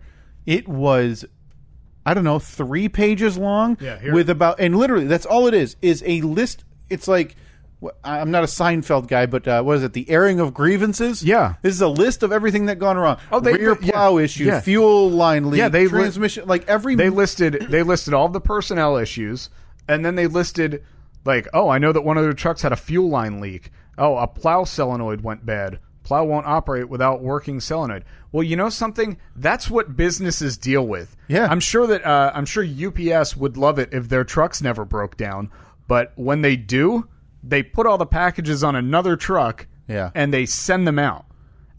If you don't have the resources to handle the amount of customers that you've signed up for, maybe scale back the operation a bit. Right. Especially if this is your first year. Maybe don't take on hundreds. If it's your first year doing plowing, maybe say, instead of 100 customers, maybe we'll take 30 customers this year. Yeah. And we may not make a ton of money. Hell, we may break even this year. But we'll see how it goes. But we'll see how it goes, and it'll be good for next year. That's why I said, to me, it seems like they saw a bunch of dollar signs. They took on a lot more than they can handle. And if they're thinking that they're going to get rich off of plowing snow, they're idiots. Every single person I know, everyone who's ever plowed snow, talks about how it's long hours, it's not good money, but you use your snow plowing to build your business for landscaping, for installing pools, for doing concrete, whatever it is, because a lot of those companies, that's their side business. It's literally the way for you to stay employed through the winter months here in this area. So, but it's funny because I think about all those excuses and that. And now you were, when you started moving up to the east side, you were a landlord for what, 3 years? 2 years. 2 years. Mm-hmm. Now you were accepting money to pay that mortgage every month, but if something went wrong, who was responsible for that? I was. So even if like the air conditioner broke, who's buying a new one? I'm buying a new air conditioner. I put a new roof on that house. I put I had a foundation company come in and install new walls, like new foundation walls in the basement. So now you understand that. Yeah, this business has no idea about it and acts like, this is the media's fault. If they just let us do our job, which they hadn't done. If the media hadn't gotten involved, you would have just disappeared. That's amazing to me. And so it's funny because I received, I think the reason they got so many customers, they sent something out with either in the mail or in the newspaper. Yeah. And I received one of their little pamphlets, and because I was looking to get one for my dad, a service, and we didn't end up doing it. But then I look after the fact, and I realize it's this place. Yeah. Because I came in here because the same lady we use for dog sitter. Mm-hmm. Yeah, she has the same. She company. was the first person I had heard about it from when I went over there one day because she had snowplow service in the in years past. And she said, "Yeah, it was weird. They didn't come, and I'm looking where their address is because they haven't answered any call or email." I thought, "Oh boy, this is weird." It's just a house. They don't, which is fine. I mean, that doesn't. You run a business. Yeah, you don't need an office for this type of thing. And so I remember I came into we were recording that Sunday. I came in, I go, "Oh man, you hear about Lisa and the snowplow thing?" And he said, "Yeah, because that's my snowplow service." Yep. So here we are, roughly 2 months later. They've come out to our house once, maybe twice, to plow the snow. Before Christmas, by the way. Oh, yeah, much before Christmas. Yeah, they hadn't... they might have come out... That's the one I'm not sure about, is if they... I think there's a chance that they came out one other time. Well, you wouldn't have known. Right. Because I don't think you were here, right? No, it's funny you mentioned that. I was with my wife on the beach at Sandals, Jamaica. In December. Mm-hmm. I know. Wow. Yeah, quite a juxtaposition. Huh, so it wasn't snowing there. No, it does not snow. Because at Sandals, Jamaica. You pay for no snow. You pay for no snow.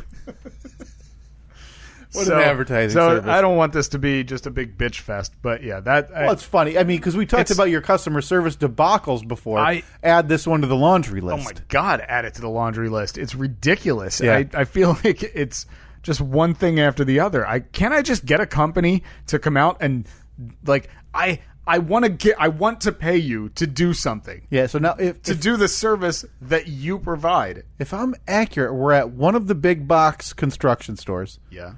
We're at whatever the window. Both of them, depending on the timeline you're talking about. We talking last 6 months, last year? We're at a window company. Wasn't the window guy supposed to come out? And it was like 2 days later, never came out. Oh boy, what were the other ones? I'm trying to remember. One was the roofing company at my old house. That's right. The other was the HVAC company at my old house. There was another. Maybe you ever think it's just you? Maybe it's like your. I do. Maybe like your face or the way you you think like you said when you called the township and you left a very nice voicemail. Maybe you sang it like very nice, but they listened to it. They're like, hey. Like somebody, like maybe my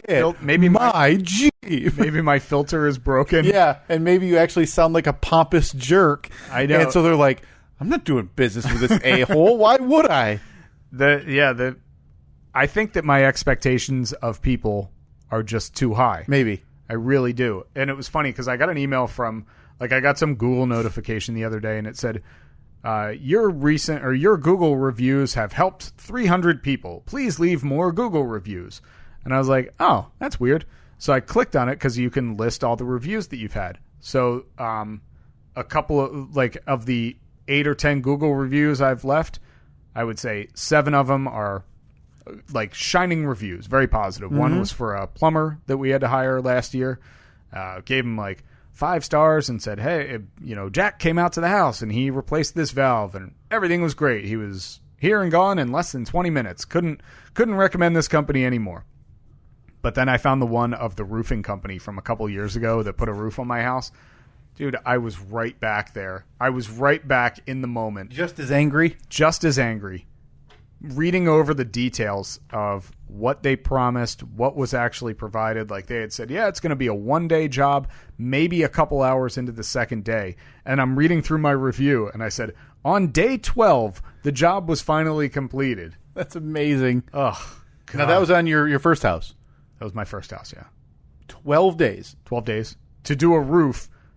What was the square footage on that house? Do you remember? It was 1,100 square feet. Little house.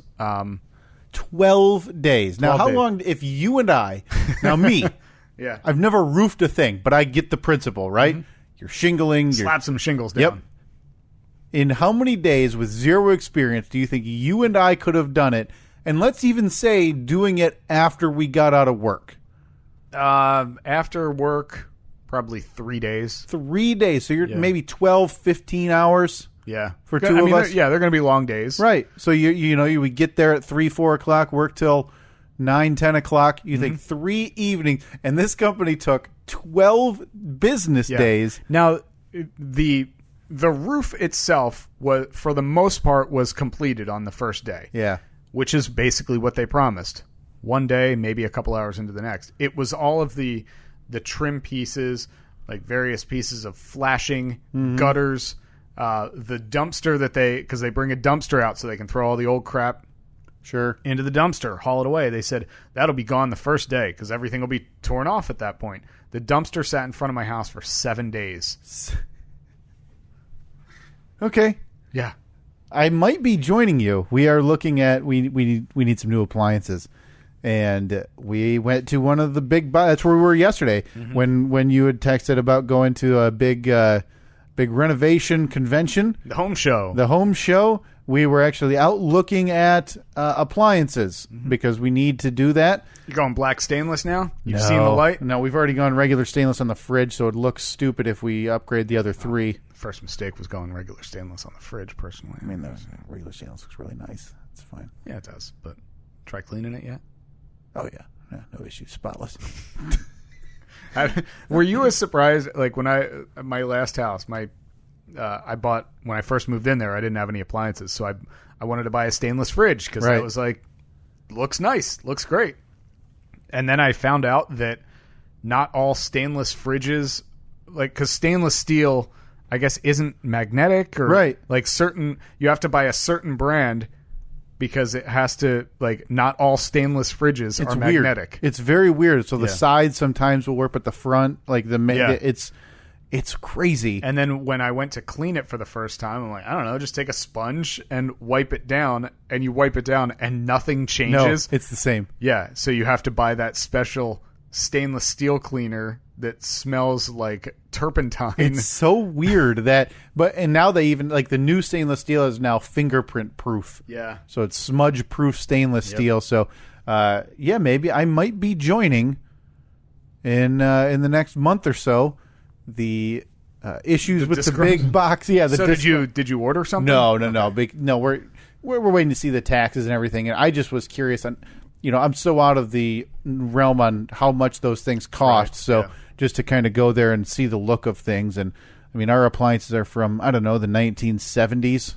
Oh, nice. So it's time to upgrade. So, well, you saw ours, like the ones that we moved in here. God. By the way, I thought about that the other day. When are we going to get that powder coating oven up and running? We got to powder coat these microphone arms. It's funny you say that. So now this is a stove. Now, when you moved into this house, you and Annette, what you call your forever home, you guys upgraded all of your appliances?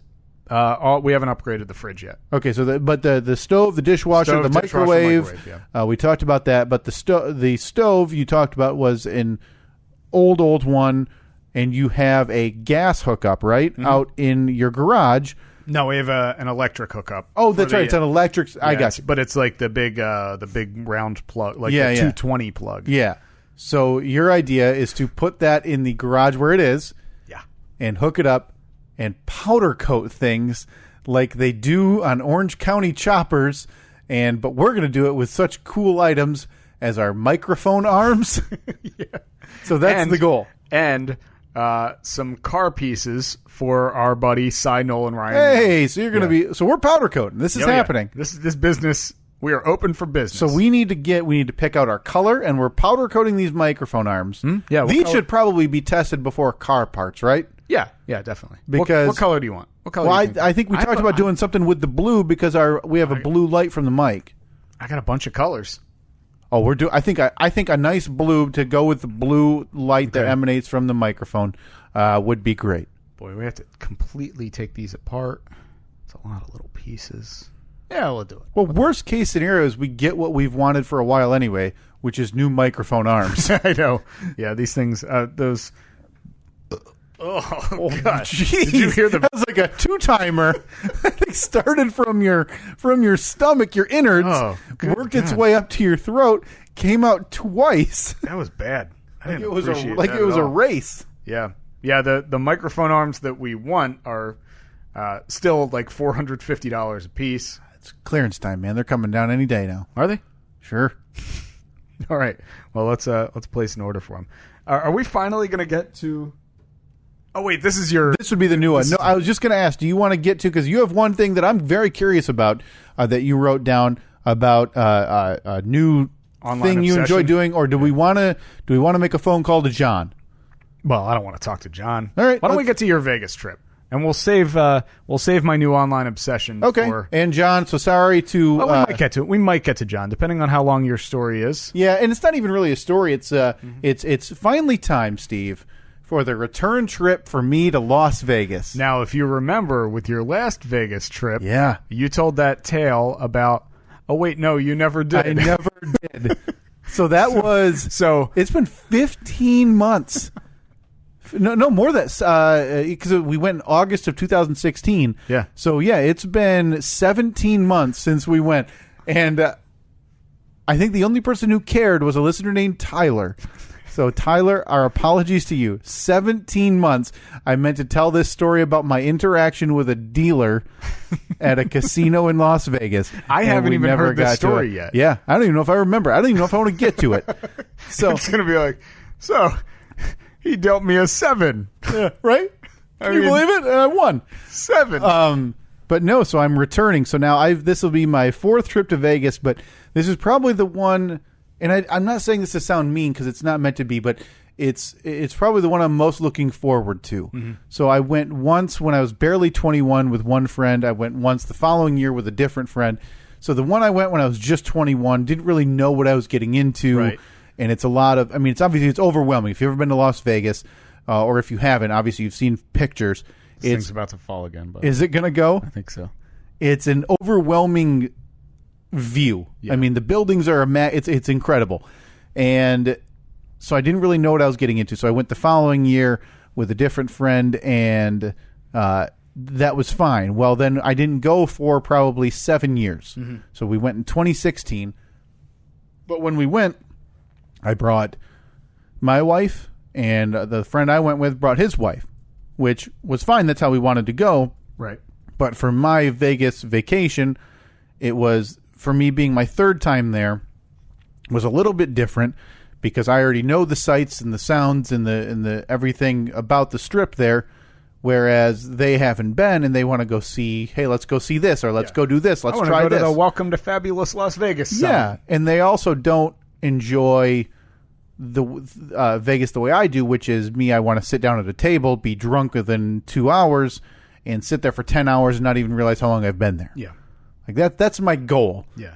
But that's kind of hard to do when, if the people aren't as into gambling as you. Or they want to go to a show.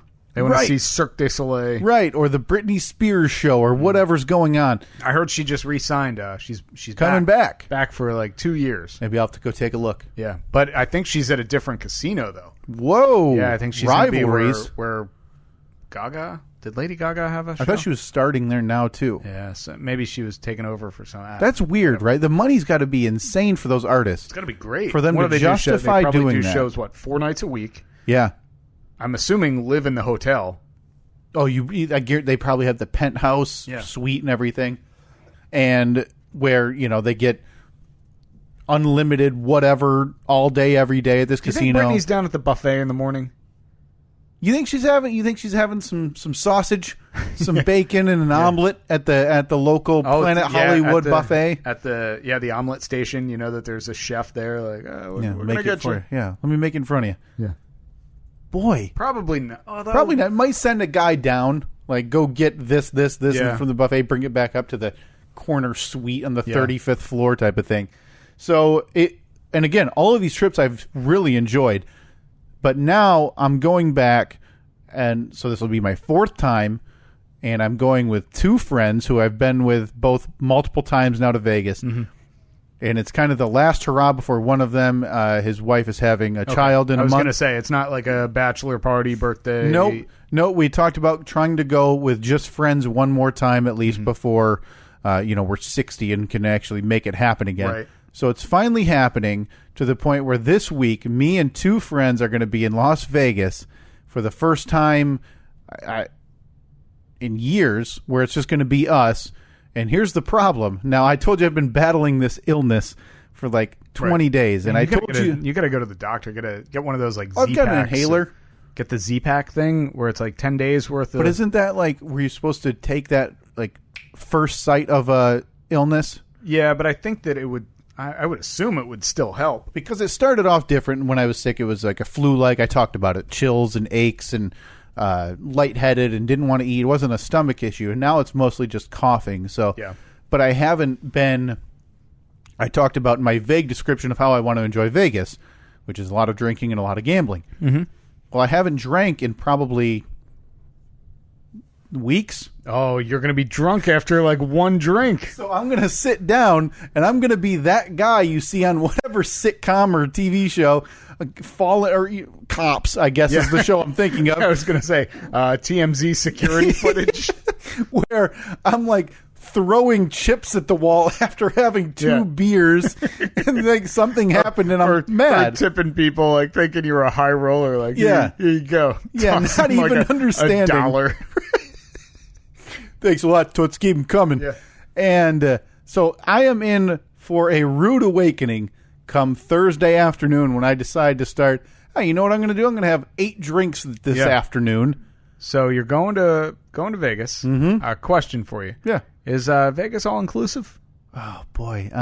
Is it on a? There's a beach, right? Yeah. It's right near the ocean. It's very wet Lots in of Las sand. Vegas. Lots of sand. Lots of sand. That's very true. Yeah. No, it's weird. It's not all inclusive, but it's on the northern coast of Jamaica, though, right? It's on the southwestern coast of Nevada. You know that one, right? Yeah, the Great Nevada Coast. Yeah, the Nevada Coast. I mean, people talk about it. The scenery. Now at Las Vegas, Nevada, is there a word for inventory? No, I don't think there is. Oh, okay. So there. Where else? Where is there a word? Well, it's Sandals, Jamaica. There is no word for inventory. Oh, as the great Michael Scott taught us. Yeah. There's, boy. Yeah, I mean it's not. I guess if you want to have a hobo vacation. Yeah, it's just doing the best we can with the best we can afford. I guess it's. It won't be. If I feel like if I actually went to Sandals, Jamaica. Let me ask you one question before you get to that. Sure. When you check into your hotel room, does the bellhop sing you a love song? Oh God, that's right. That happened. Still to this, one of the most awkward. That's got to be. Well, we're just standing there like, what do we dance? Well, by awkward you mean like you couldn't get them out of the room quick enough to tear each other's clothes off, right? From all the romance, right? And by tear each other's clothes off, you mean me sitting down and looking up garage door openers. So this nice bellhop sings you a love song, and in his mind, he's going to close that door, and he's probably going to hear a bra fly across the room. You like kicking your boxers off, out the balcony. That's in his mind. Right. In actuality, he closes the door. You go, huh? So you want one button on the garage door opener, or two? What do you think those Ryobis are going for these days?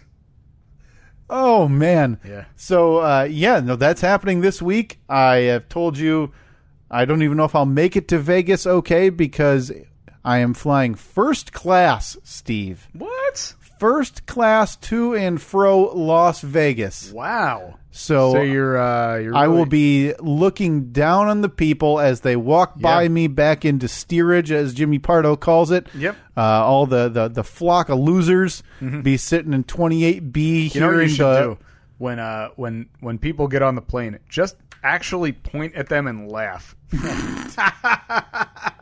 Loser! Well, I'm going to make a real scene. If I don't have a drink before all the poor people start boarding, that's a good. In my hand, I'm not going to be thrilled. So this is voluntarily you paid for this? Oh wait, no, that's right. This was a gift. Yeah.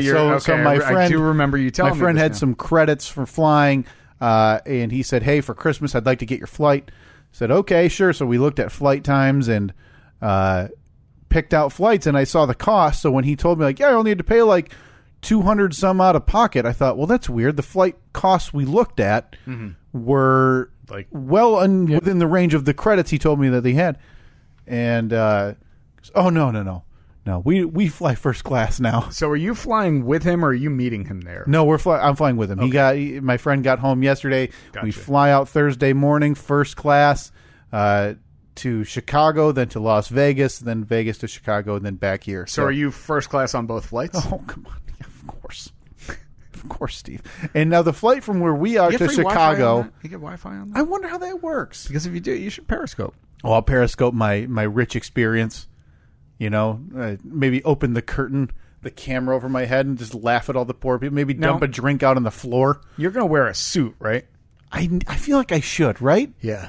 Because it's it's kind of business class. You're supposed to look the part. If I get on with my like flip flops, and like a "I'm going to Las Vegas" T-shirt on. I went to Las Vegas and all I got was this shirt on. How about you get a custom made shirt that says "I'm better than you," so when people get on the flight, they see that. Yeah, I just really want to rub it in because this is almost 100% assuredly the only time I will ever fly anywhere first class ever. And I feel like I need to let everybody else on these flights know. Yeah. You got to let them know what they're dealing with. That they are now poorer than me. Yeah.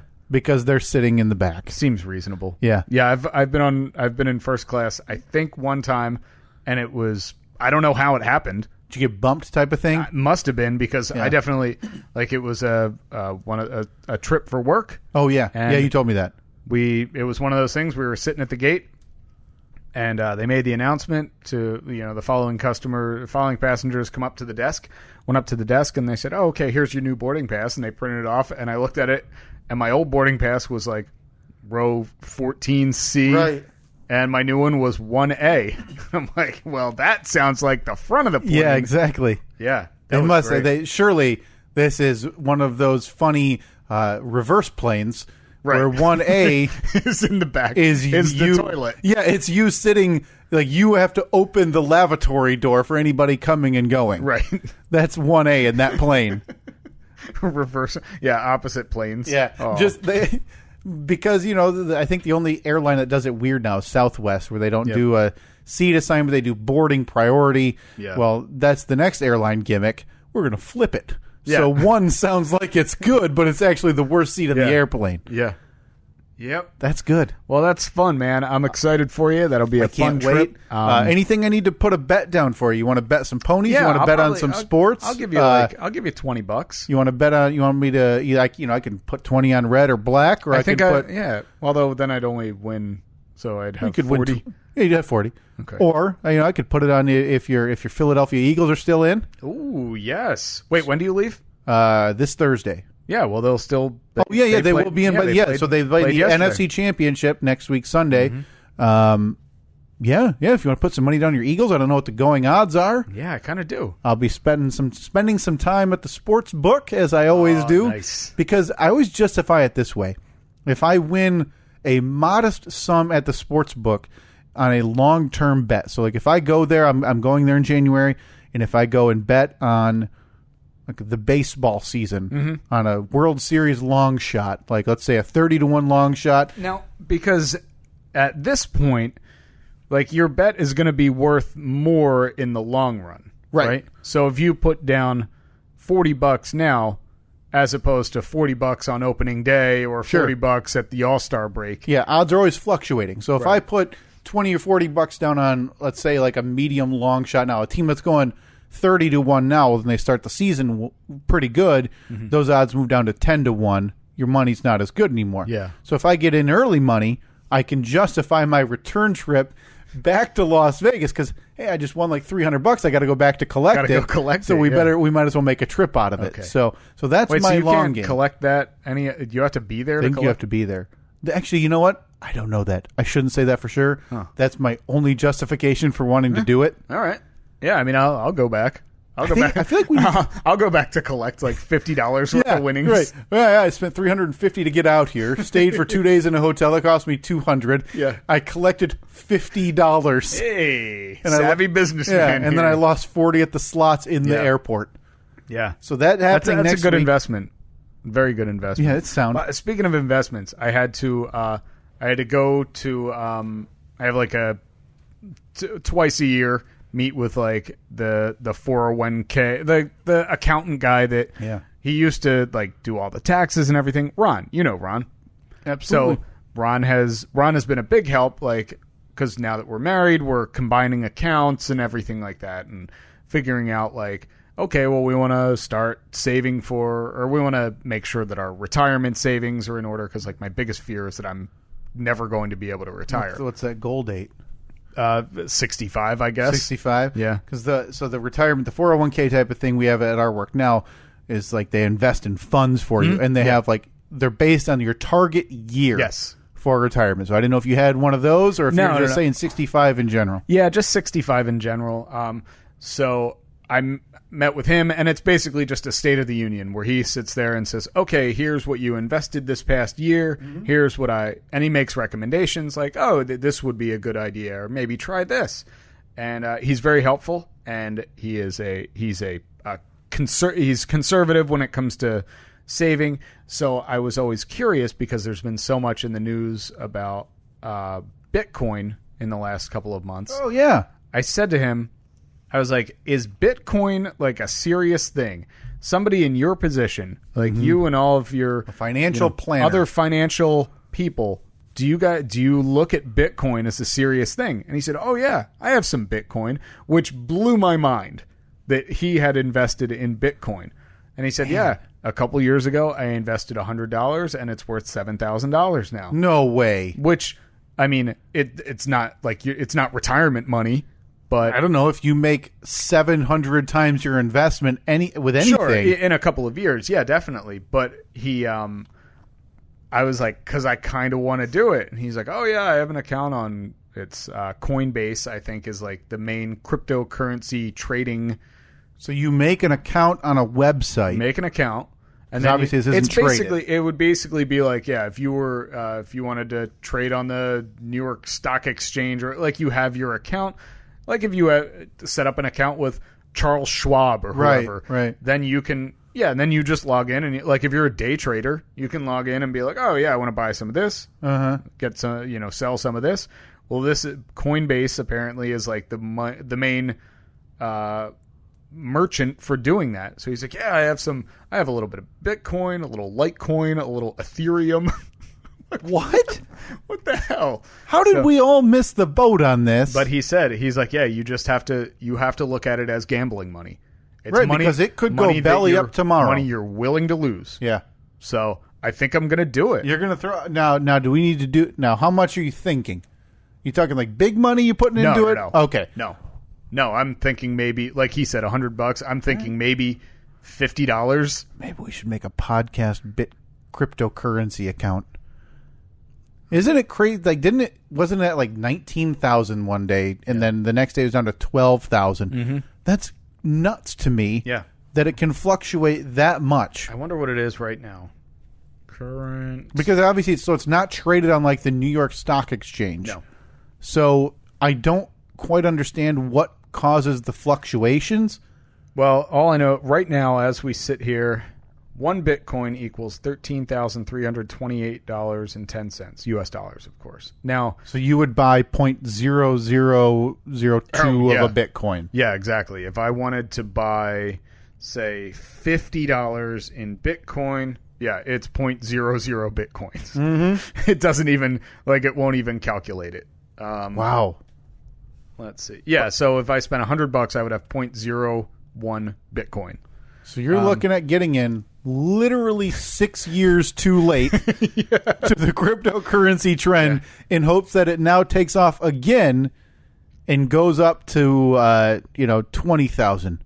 Exactly. I mean, if it does, say it gets up to 50,000, then I have a decent little return on my investment. Right. Then again, the next day it could all be gone. But I told myself, and I think I talked about this on the radio show the other day. By the way, apologies if things get talked about on this podcast and then on the radio show. It may seem like that, like in this case, this podcast is being recorded on a Sunday. It's not released until Tuesday. Right. So there's a very good chance that on Monday's show tomorrow, some of this could be talked about. Apologies. I hope everyone understands that. I think everyone does. Hopefully, yeah.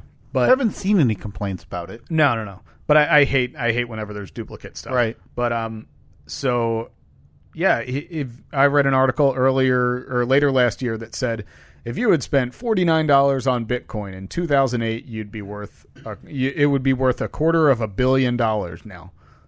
So I decided that if you got out, yeah, exactly. If you had sold it like that day. So I decided that every new cryptocurrency I hear about, I'm just going to spend $30 and buy it and put it in an account, and then I will retire because I'll be super rich in like 10 years. Now, when I have like $50 billion worth of Dogecoin or whatever. So you said it's at 13,000 whatever. $13,328.10. Where do you think that would rank it in terms of highest stock price right now, the New York Stock Exchange? Boy, I don't know, because I know that for a while Apple was like the most valuably traded company, or Google or something like that, and I thought that they were around like somewhere close to that, like $15,000 to $20,000. So it's got to be pretty high, right? Say top 10 currently, or at least according to this link, and I don't know if the link's fully current.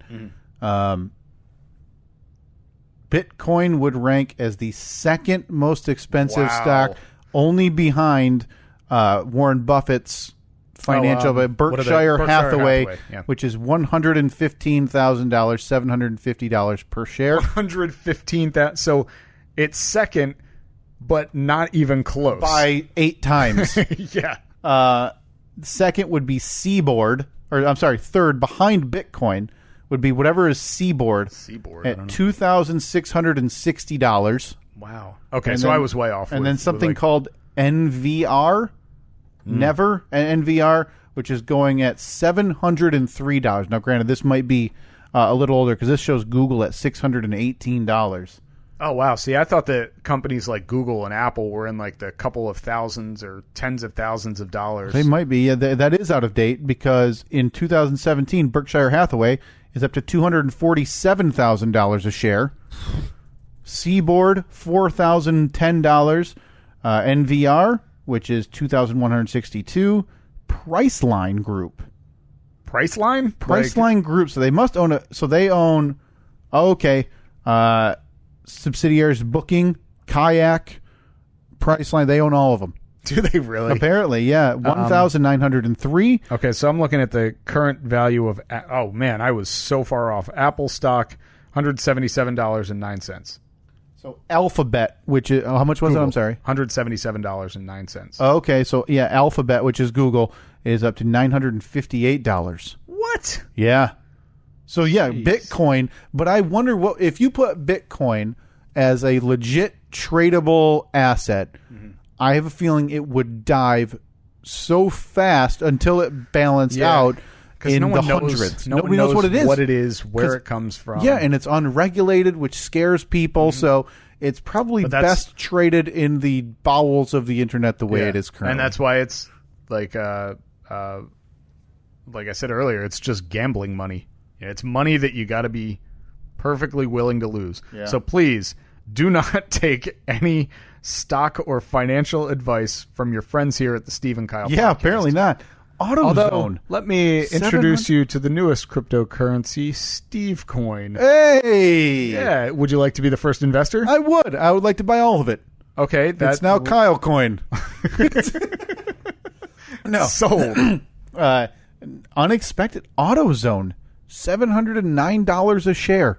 That is not that surprising because I get they advertise very heavily, and they must make a ton of money off of it because every month I get an email from some radio industry trade magazine, and AutoZone is constantly the highest advertising client in all of media. See, I will never understand because so I see things like Facebook.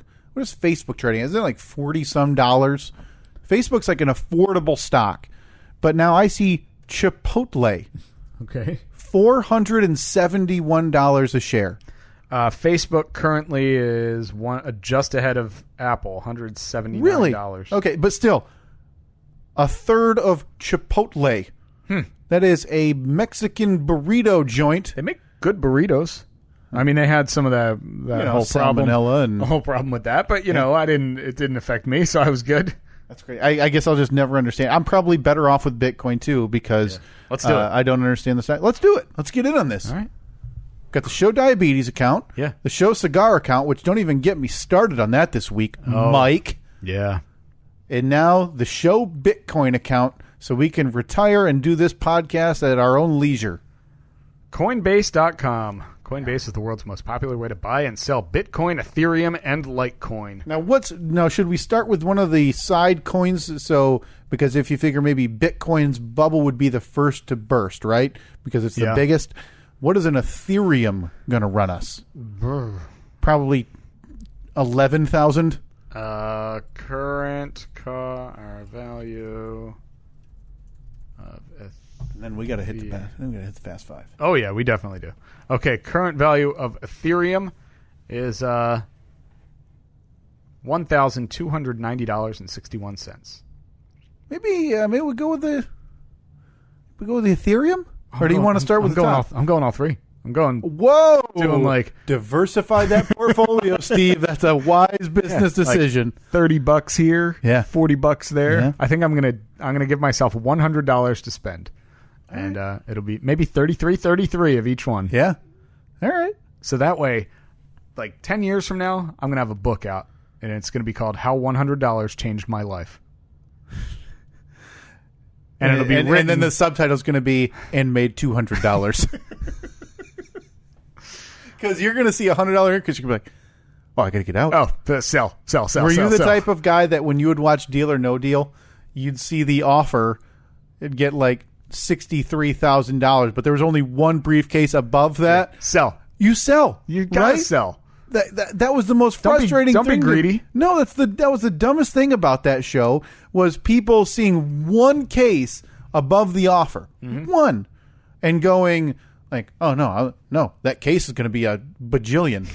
Like the one I have, like, no, it's not. It's $5, and you're going to feel like a fool when they hand you a crisp $5 and laugh at you on the way out the door and enjoy their advertiser money. Oh, man. All right. Well, now when we become millionaires, from Bitcoin, Litecoin, and Ethereum, sure, are we still doing the podcast? Yeah, we're gonna have those nice mic arms. Oh yeah, we'll have like golden microphones. You're like Rush. Darn right. We're gonna tap on them maybe we'll do it live from Sandals, Jamaica. Steve, you ever been there? Yeah. Come to mention it. I've heard nice things about it. Yeah, I have been there on my honeymoon. Huh. It's quite a place. Yeah, romantic, I hear. Very romantic. Yeah. Great time to search for deals on garage door openers. Get your online grievances aired. Yeah. And any home purchases made. Yep. That's what Sandals is for. Calling my plow company to leave them very mean messages. I hope they send you a follow-up, like a feedback form, and you're in the comments, you're like, "Real nice place to get business done." Yeah. And then it's in the next pamphlet of theirs. Yeah, like it'll be like, "The beaches are beautiful," or quote, "The beaches are beautiful." Yeah. Donald from wherever, Houston, Texas. And Steve from Michigan. Real nice place to handle some business. Thanks, Sandals, for the calm environment to fire off emails. Thanks for the Wi-Fi all across the resort. So yeah, okay. So by next week, we will both have Coinbase accounts, right? Right? Mm-hmm. You're not going to do it. You're not gonna dance with the devil. Maybe. I was talking about some of those issues at home that have caused sleep issues and sickness. Well, that's also a financial issue as well. Okay. That's putting a maybe put a strain on the Coinbase account setup this week. You know what a good way to make money fast is? Oh, you're right, Steve. If I get in on the ground floor, and now the ground floor is obviously the $13,000 floor. It's only going to go up. Well, you don't have to buy one Bitcoin. No, you but can invest $5. Right, but what I'm saying is that it's at some of its lowest in a while. Now, I'm just going to say that when I'm a Bitcoin billionaire, sure, me and the Winklevoss twins, but you're only a Bitcoin millionaire, I don't think we can still be friends. Well, yeah, you'll have 24 karat microphone, but you have to make sure mine's like 10 karat. Yeah. Garbage. Oh, what's that? Just garbage you put in your microphone over there? Oh, Ethereum just jumped over $1,300. Yep. No, you want to jump into the Bitcoin world? I'll stick with Ethereum and Steve Coin. Yeah, you're now the primary owner. Yeah, I bought the rights within 1 minute of ownership. Within 1 minute of creation. All right. Well, it's good to know that we're both on our way to financial freedom. I think we're going to make this work. I mean, again, there's nothing like jumping into a craze literally 5 to 7 years way too late. Yeah. That's all right though. We're gonna win. It's like you don't want to buy the first model of a car, no, like a brand, because it's gonna have all the bugs. Yeah. well, we wanted those first 6 years of Bitcoin to get all the bugs out. Right. And by bugs out, I mean all of the profits. All of the value, yeah. We've literally sucked it dry. Well, if this podcast ceases to exist really quickly, you'll know it's because we're moving to Sandals, Jamaica. Yep. You'll get a monthly episode. Can you live at a resort like that? What are they going to do? Kick you out? You're paying. No, I mean, like, if I just wanted to say, like, hey, just give me a flat rate. How much? Like, what do I owe you? Would they give you, like, a weekly or a monthly? To never leave. Yeah. Say, I want this room. I'll pay you every month. I'm gonna do what I want to it, though. Yeah. Like, I'm gonna put up new big screen TVs. Yeah, exactly. But I still want, like, singing people coming to my door. Yeah, I want the bellhop to serenade me. Yeah. And I want normal size appetizers. Like, do you think you're talking in the millions? Yeah, absolutely. Like if you calculated out like a per day fee for an all inclusive resort room plus the all inclusive portion, which is what Sandals in Jamaica on the North Shore is. Yeah. Yeah, I think you're easily in the probably 400 a day, 300 a day. All right, so I just have to. I mean, I need to buy some Bitcoin now. Yeah, you need to buy a Bitcoin. One full Bitcoin. Full Bitcoin. $13,000. Yep, and then hope it skyrockets to that. Yeah, sure. I got that. No problem. Yeah, you're good. Give me 2. Yeah, right. Just put on the credit card. What could go wrong? All right. Well, stay tuned for Bitcoin updates. Fast Five. 1, 2, 3, 4, 5, 5, 4, 3, 2, 1. Time for the Fast Five. I believe. I don't know. Sure. Stormy Daniels. I don't know who that is. Oh, boy. You haven't been following the big news, Steve. Stormy Daniels. She is in a industry of pornography. Oh, of course. Yes. Yeah. That is the porn star that supposedly was invited to a room where our now president was. What was the time frame on that? Are we talking one? Oh, no. Oh, it was right before. No, it was paid off. Right before the it campaign? happened. I want to say it was 2006. Okay. Because supposedly Melania was nursing Barron, their son. Mm-hmm. And the old Prez just said, "Hey, come on by. Got a real estate transaction for you." We need to talk business. Yeah. Okay. This next one, hole. Yeah. Yeah, that's I don't think you can say that about other countries in the world. Just that's just me. Mm-hmm. Not a good look. Whether you think that is true or not, that's better kept inside. Yeah. Just push that one. Push that one down. Speak down inside. Yeah, we'll talk about it. The Golden Globes last week. Yeah, the what was the pin that everyone was wearing was Time's Up. Time's Up. A little weird that somebody like James Franco was wearing the Time's Up pin. Well, turns out, yeah. But boy, kind of awkward. Yeah. What, 5 accusers have come forward since then? Yeah. Mm-hmm. Yeah. David Letterman. Oh yeah, he's got a new Netflix series, right? Yeah, I didn't watch it, but so it's an interview just like show. One episode a month for like 8 months or 10 months or something. Yeah. His first guest, President Barack Obama. I'm interested in it because I mean, I didn't watch Letterman a lot. I remember my mom always watched Letterman. Yeah. And I don't know. So I think he's a pretty likable guy, and it'll be interesting to see him doing long form issues interviews, whereas, you know, the fluff piece, like, tell me about the new movie. Right. So, I haven't watched it yet, but yeah, I've heard great things. Heard it was very fun and very informative. Okay, cool. I'm looking forward to watching that. All right. And lastly, James Franco. Probably. Well, there's a lot of things he probably shouldn't have done. One of them, the obvious ones being assaulting women. I don't want to say assaulting women. Sexual harassment, sexual assault. So the main complaint was by, I believe it was his ex-girlfriend, was girlfriend at the time, where she said he forced her head into his lap in a car. Mm-hmm. The one thing that has given me a tiny bit of pause was, like, a follow-up on this one was a woman signed a contract to be in one of his movies years ago and agreed to do nudity in the movie, and then is now complaining about doing nudity in the movie. 2 movies Okay. on 2 separate. Yeah. It's just weird. Like, sure. Because Sure, not to. Yeah, I mean, I don't want to get into the minutia of that or victim blame or anything like that.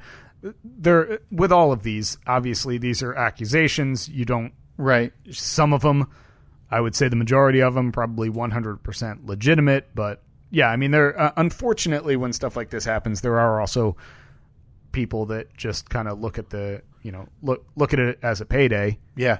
And not to say that that's what's happening, but. Yeah, and it comes at a time, too, where James Franco's in the news. Obviously won the Golden Globe for the Disaster Artist, won the Critics' Choice Award for the Disaster Artist, but wasn't there. Yeah. Because he said he stayed home because the rumor was, distraught over these allegations. Yeah. So curious to see what happens with the Oscars. But I mean, that is, it's weird that. It's another snowballing. It's weird that we are in this, like the climate now where it's like an accusation that's enough to ruin a career. It's done. Absolutely. And that's scary. It's scary that that's the climate that we're in, because if somebody's got a bone to pick with somebody, you throw out an accusation and their career could be over. Right. And that's not right either. No, and it hasn't really come back to guys like Dustin Hoffman outside of his interaction with John Oliver. Yeah. But another one came out this week of the a couple nurses accusing Stan Lee. Yeah, I saw that. Who's known as the essentially the godfather of the comic book industry. Aziz Ansari. I didn't see that one. I saw that this morning. It's weird because, like, I look at a lot of these guys and like, yeah, like James Franco's been known as a super artist and just like you look at kind of see that. Yeah. Well, I mean, honestly, it doesn't surprise me when I hear that anyone in a position of power took advantage of anyone beneath them. It doesn't surprise me, and it doesn't make it right. Right. But I mean, yeah, it's not. It's a shame that it's not as surprising as it should be. David Letterman. We talked about the new show. Yeah. Netflix. It's called My Next Guest Needs No Introduction. Yeah. I think something like that. So, I hear great things. I can't wait to actually check it out. Now, did you watch him much? Love Letterman. Yeah. Loved Letterman. Hated Jay Leno. Hated Jay Leno more after the Conan O'Brien disaster. But yeah, was never a Jay Leno guy. That's crazy. That's like 8-9 years ago at this point. It was like 2009, I think, something like that. It was right after I started with the radio show. Unbelievable. What a crazy scenario. And so we went from Jay Leno, who was known, I mean, I might not like him, but is known as one of the icons of late night television. Yeah, exactly. To Conan O'Brien, who was respected among the comedy world for 7 months. Was it only that long? Yeah. Back to Jay Leno for 3-4 years. Yeah. To Jimmy Fallon. So comedian, over the years. All very Johnny different. Carson's program, respected around the world as one of the greatest late night talk show hosts of all time, to a guy who now is like essentially playing large form pie face with celebrities on the stage and calling it a late night talk show. Yeah. So to say I'm not a fan would be an understatement. If people like it, that's great. And if it's not for me. No. That's fine, but Leno wasn't for me either. No, Leno, It's just not for me, but in a different way. I would, of the late night talk show hosts, David Letterman would be the one I would want to come back. Yeah. Before that, the Golden Globes last Sunday, very politically charged Golden Globes. Yes. Almost every speech and almost every, obviously, Oprah. What do they say? Every female except for 3 had black dresses on. And I don't know if the 3 just didn't get the memo or what, or if they'd already bought a dress and like, well, I'm not returning it. Yeah. But yeah, the Time's Up movement, creating a legal defense fund for sexual harassment and assault victims. Yes. Was the main task of the night, and I guess it raised like $32 million. Yeah, raised a ton of money. Unbelievable. But yeah, very different feel. Normally it's self-patting on the back type of thing at all these awards, because that's what it is. It's rich people saying you were a really good rich person this last year. No, you're the best. No, you're the best. Here, go have another free drink. Yeah. But this year, different tone with the harassment and assault allegations. Before that, Donald Trump's remarks to about countries like, what were the specific Haiti and African countries, I believe, were his references. Well, he right? said Haiti and Africa. Yeah. So I guess all African countries are included in that. Come on. Like, why? Why do we even? Why do people like take him seriously? Why is he? I mean, the problem is he says it in front of a room with his own staff. Yeah, Republican congresspeople and Democratic Congress members. Yeah, and then expects it to just not get out, and then denies it. And yet he denies it, even though his staff had already said it, had already admitted it. Republican senators said it, and Democratic senators said, yeah, that happened. It's been multiple times confirmed, yet one tweet of, I didn't use any derogatory comments. Come on. It's madness. Yeah. This is just another thing that just screams of, I mean, this is more overt racism, because then he said countries like Norway are good people or whatever. Right. So what's the difference between Haiti and Norway, Steve? Hard to discern. Yeah. Bad look. Bad look. Climate is much different. This is like, now, do you watch John Oliver last week? I used to, but I haven't watched it. I probably haven't watched it in 3 or 4 months. Well, he's been off since like December or late. Well, this season he's been doing whenever Donald Trump does something, he has a button that he'll push. He goes, this is it, guys. We got him. And he'll push the button and a big banner will drop and streamers will come down and everything. This would be another one of those scenarios. Right. And then someone comes in his ear and wait, this isn't the thing that's going to do it. Yeah. Listen, if making fun of a handicap reporter, if calling everyone from Mexico like criminals and rapists. Yep. There's not going to be anything that's going to... The only thing that's going to push it over the edge of, like, this is it, where he goes away, is the Robert Mueller Russia investigation. And even that. Who knows? We don't know. We really don't know. He might not be fully lying that I didn't do anything illegal or no, I did anything illegal, and nothing happens. Yeah. Which leads us to the first topic. Stormy Daniels, I don't know if she's a current porn star or former at this point, who had a rendezvous with Donald Trump in 2006. Allegedly. And 1 month before the election, the same week, Donald Trump sat at a table and had a press conference with the accusers of Bill Clinton.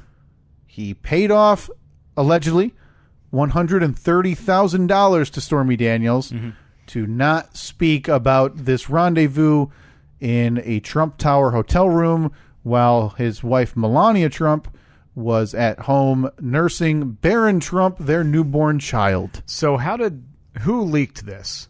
I don't know. I think it was New York Post, one of the papers type of thing. But yeah, I don't know specifically, but again, it's just another, like, and at this point, because it's all allegedly, obviously, so you're not going to sway the supporters of Donald Trump by saying, well, can you believe he did this the same week that he sat there with Bill Clinton's accusers, and say, can you believe Bill Clinton? Right. Because the way it sounds with this one is that this was all agreed upon with him and Melania. He can sleep around if he wants to pay people for it, because Melania is disgusted by him, it sounds like. And that's fine. Like, if you have that kind of relationship where you're allowed to do that, fine. But you can't also... You can never comment on anyone else's relationships or transgressions at that point. And then the paying off thing, which now it sounds like there might be looking into if there was campaign funds used. Oh yeah, to pay that off, which would be misappropriation of funds and illegal. Yeah, I think that would be. Yeah, I think so. I'd be upset if I donated. Don't think if I gave $100 to a campaign and then I found out that it went to pay off a porn star. Yeah, you don't think Billy from Iowa and his farm, who thought, prosperity was around the corner if he could get Donald Trump elected. You don't think his $50 thought it would go towards Stormy Daniels' hush fund? Oh, imagine if they could if you could pinpoint the exact money that went there, exactly. I want to know where my 50 went. I want to meet that person and interview them. Yeah, enjoy my 50. Yeah. For anything. Mary, your $40 went to a taco bar that they had. They catered an event. Look, every campaign, obviously, there's going to be money that's just stupid, wasted on stupid things. But I want to know, hey, did my $50? Oh, my $50 bought 7 9-foot long streamers. Cool. Yeah, for the victory party of when they lost. Something like that. Yeah, they're actually still in the net up in the ceiling of whatever center it was. I want those damn streamers. I paid for them. Give me the streamers. Was that it? That was it. Okay. Fast five. 1, 2, 3, 4, 5, 5, 4, 3, 2, 1. All right, my fast five. I've got a couple. Yeah, a few overlap with the ones that were on your list. But first is Mark Wahlberg. You know what? I don't see the outrage against him. I don't blame Mark Wahlberg at all. Not one iota. I feel bad that he's gotten bad press for what happened when he did what Michelle Williams should have done to begin with. Okay, number 2, Philadelphia Eagles. Now, this is on the list because I was texting back and forth with my brother yesterday who was at the game where they played the Atlanta Falcons, and I sent him a text at the end of the game because the Eagles won the game, but they sure made it difficult. So I sent my brother a text. I said, boy, they really made it hard on themselves this week. And he said, yes, I'll take the win, but this has to be in the Fast Five this week. The Philadelphia Eagles. Philadelphia Eagles. Hey, fly, Eagles, fly. On the road to victory. They are, so I've been trying to rank the remaining teams and who I can root for. And the Eagles, before Carson Wentz went down, were number 1. But I have to be realistic in realizing that they're probably not as good. Nick Foles is no Carson Wentz. Yeah. They're probably second for me now, or maybe third. Okay. Behind the Pittsburgh Steelers and the New Orleans Saints. Okay. Next on the list, the ballistic missile threat. I can't even imagine the fear. Good God. I can't even imagine. So that somehow we'll get back to it. And that's why you don't live near the ocean. That was in Hawaii. Was that yesterday? Yesterday morning, yeah. Over. Okay. Next, shithole countries. Huh. Yeah. It's not surprising anymore, and it hasn't been for the better part of 6 to 8 months. Isn't that crazy? It's the normal now. Yeah, it's our new normal. It's scary. And finally, Facebook's news feed. Oh boy! Oh, yeah, that was a nice one. Nice one right there. At least they're trying to fix it. I appreciate them trying to do something a little bit different instead of, you see places like Instagram just garbage. Absolute garbage. So Facebook, they announced that they were making changes to their news feed. Basically, it's going to feature the things from like friends and family before. Yeah, more than your pages that you like. Why haven't they just, like, for me, I just want it to be a chronological feed.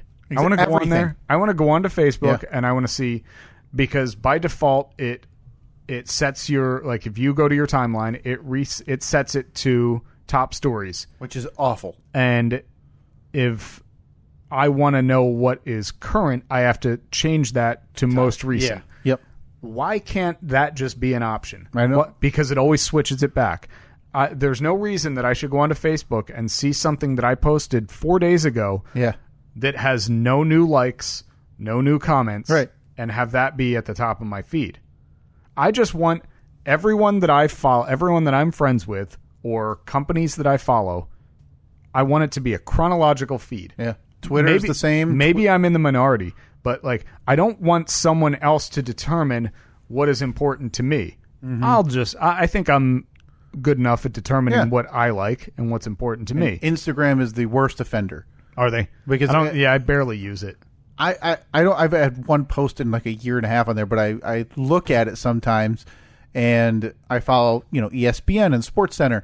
So when I'm scrolling by and I see a sports score from 4 days ago, how is that relevant to me today? Relevant. Because your algorithm says otherwise. It's frustrating. Yeah. Now this article says Facebook might lose about $23 billion after the announcement of their change in their news feed. It doesn't make any sense. It's better for it, I thought. Well, I guess that, but they're going to lose because now you're telling all the companies that use Facebook you're not to advertise, be the priority. You're not going to be the priority anymore. So yeah, their share fell 4% within hours of the announcement from Mark Zuckerberg. Oh, Mark. So, but yeah, I feel like they're legitimately trying to do good, but it's. When does Mark cash out? And just, what else do you have to do, man? There's already rumblings that he's going to run for some office in 2020, which he probably will. I think that 2020 is going to be we're going to have Vin Diesel, The Rock, Oprah, and Mark Zuckerberg. Those are going to be our candidates. I don't know. Why don't you just throw Scooby-Doo in there? No kidding. So, all right. Well, I guess we'll see what happens with Facebook. Boy, I really feel bad with all the money that they're... Shucks. Yeah. It's a bummer for those before people. that, S-Hole Countries, we talked about that. Oh, that was your 5 already? Yeah. Facebook's news. Huh. Yeah. The country remarks, like we said, sad that is. It's the new normal. Like, what, 5th in the most offensive things he's probably said in the year? Yeah, I'd like to see a full list. Just so a rundown. Just so we can go back and a look rundown and be like, of faux pas that he has made, like verbal and racist and insulting things. Yeah. Okay, we had the ballistic missile threat that was in Hawaii. Was it all of Hawaii or just the main? I'm assuming it was just because it's all compact enough that it was probably the threat for everybody. Yeah, received. Somehow they were doing basically like a test of the emergency alert system. Yeah. And somehow sent out a message that went to like all TV, radio, phones, saying that there is an incoming ballistic missile and to seek shelter immediately. This is not a drill. Is what it said. Can you imagine that? Can you imagine looking at your phone or you're watching the news and all of a sudden that crawl comes across the screen? How does that happen? Because so many things had to go wrong in order for that to happen. Right. Somebody had to say, like, okay, so yeah, you have to test the system. Why are you inputting specific data that says, hey, Rob, type in, there is a ballistic missile on us. Yeah. There is a ballistic. En route. Why not, for a test, do you just put in, like, the old thing, like, this is a test of the emergency alert system. This is only a test. Yeah. I mean, so you're talking, cars were abandoned on the highways, obviously. People were pulling sewer manhole covers off. Get in. Wow. And hiding under there. Come on, first of all, very stupid. I think a missile is going to at least penetrate the street. Probably. I mean, let's be honest. What do you do? Because you're talking about a place that, Hawaii doesn't have basements because of the ocean. Right. If you don't have a bomb shelter, what do you do? Just get on a boat and just get on a speedboat. Yeah. And just, like, I don't know. Do you do like what they told you in like the 50s and 60s with the nuclear, like just crawl under a desk? Yeah, exactly. Like, what are you going to do? That's the equivalent. Yeah. I mean, I don't know. What a screw up, though.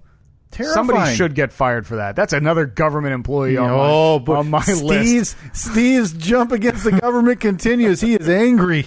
Oh, get him out of there. Yeah, come on. What are you doing, man? Before that, we had the Philadelphia Eagles. They defeated Atlanta Falcons. Atlanta Falcons yesterday, 15-10 in one of the ugliest games you'll ever see. Wasn't great. Eagles kicker missed an extra point. Yeah. Just not a very exciting, I guess a somewhat exciting game, but man, as an Eagles fan, we were out for dinner last night, and that game was on at the bar that we were at. Like, man, just kept looking up there, and when the Falcons were like 4th and goal on the 2-yard line with 1 minute and 10 seconds left or something, I'm thinking if they get in the end zone, this game's over because there's no way that the Eagles are marching down the field. Right. 80 yards or whatever and scoring a touchdown. Yep. It was an ugly game. I think they said that was the first game ever. A number 1 seed was the underdog against the visiting number 6 seed. That was... Well, it makes sense because they were a number 1 seed because they had... quarterback. Yeah, they had their quarterback who was knocked out a couple weeks ago. But man, for my money... That was that almost had me fire up my sports betting account that I had online to put money on because that was the easiest money I'd seen in a while. So they will face now. It's undetermined who they'll correct face winner. Next week. They'll be at home. It'll be the winner of the Vikings and the New Orleans Saints, which will be obviously all settled by the time people are hearing this. But that's happening in about an hour. All right. By the way, my brother was at that game yesterday. He was wearing his Stephen Kyle shirt. Very nice. Still unexplained why we don't have those cigars. What were they? The Fuente Don Arturo Fuente, Don Carlos, Eye of the Shark, 2017. I don't need. No, I've looked on eBay. We don't need the Opus or anniversary editions. Just whatever one was last year. Now, why did we determine that he has to buy them and send them to us? I didn't say buy.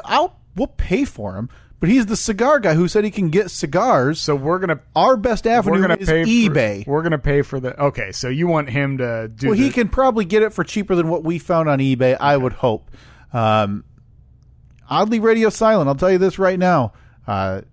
the friendship between me and your child is over if I don't have a lead. So you are no longer friends with my nephew Joey. Correct. My 4-year-old nephew Joey. Yeah. He's being blacklisted. He's getting punished for the sins of the father and not getting us an avenue to get the Arturo Fuente Eye of the Shark cigars. Now, I can only hope that the next Facebook post from my brother is of Joey smoking a cigar. And it's the Arturo Fuente Eye of the Shark. Yeah, now we have another listener, too, who was sort of tweeting at me or tweeting at us about cigars. I think it was James DeRaid, I want to say. Was a big cigar guy. Well, listen, don't chat with me about cigars if you don't have a line. Yeah, get us a couple Fuentes, for me to get the 2017 Cigar Aficionado Cigar of the Year. Again, gladly pay for them if it's reasonable. I'm not going to pay $60 for a cigar when I don't even know what I'm smoking. Right. But come on, damn it. Somebody out there knows how to get these, and I can't be more disappointed that I didn't get it. Hashtag Eye of the Shark. Please help us out. Please help us get these cigars. Yeah, come on. We need them by next week. And first on my list was Mark Wahlberg. I think Mark Wahlberg, if you're not familiar with the story, the movie All the Money in the World, Mark Wahlberg and Michelle Williams, they both starred in that, and that was the movie that Kevin Spacey was originally in. And then just weeks before its debut, who was it? Was it not Oliver Stone? Christopher, the director. Yeah. The director. Oh, boy, why can't I think of the name of that? But anyway, all I know is the actor was Christopher Plummer. Yeah, the director decided, because Christopher Plummer was his original choice to play in that role. Couldn't do it or turned it down for whatever reason. Kevin Spacey then took on the role. Kevin Spacey, obviously, with all the allegations that came out in November about him, they decided, we're not releasing this film with Kevin Spacey in it because that's going to do more harm than good. So at this point, the movie was done. Press had well past done, yeah. Probably for months at this point. They decided, we're still going to release the movie in a couple of weeks, but we're going to bring the cast back, reshoot every single scene that had Kevin Spacey in it with Christopher Plummer. They brought everyone in, and over the course of 9 days around Thanksgiving, they reshot all of the scenes, and the movie was still released on its original release date. Well, for that time, Mark Wahlberg, who was one of the leading roles in the movie, was paid $1.5 million. Yep. Which seems, I don't know, pretty fair, I guess. Well, he essentially had said, his agent, I'm not coming back unless you pay me, which, again, you're paid to do a role. You're not paid to help cover up the studio's emergency actor switch, right? Now, Michelle Williams, for the same amount of work, was paid $1,000. Less than. So she accepted an $80 per diem to do all of the reshoots. And from I saw a very quick quote of her saying she was much more. I think they obviously took advantage of her because she was like, I'll come back, I'll do whatever it takes for the movie. Whatever it takes because of the terrible allegations, and just wanted to help out in any way she could. So she was paid like we said, less than $1,000. Mark Wahlberg was paid $1.5 million. Okay, so you can look at it and say, boy, Michelle Williams sure needs better representation. Yeah. She's represented by the same company that represents Mark Wahlberg. Yeah, it's a bad look on a lot of levels, but Mark Wahlberg getting the heat is not fair. No, I don't think so at all. It's a guy who, he knew what I would negotiate for more money as well. Sure, he's a paid actor. Yeah, and he's one of the top actors in the world. And he's there to, he gets paid well to do his job. Yeah. The person that he uses to make those negotiations made a negotiation, and I would assume that he has no idea not his job, what someone else on set makes. I mean, he probably knows, but that is not for him to be concerned about. Right. If somebody else is only getting $300,000, or in this case $1,000, I mean, yeah, he could say no. Make sure you pay them more. Right. And I think there's definitely a conversation to be had about the pay gap. But I think the onus is on the company who represents them. Sure. That made a terrible, terrible mistake. Yeah.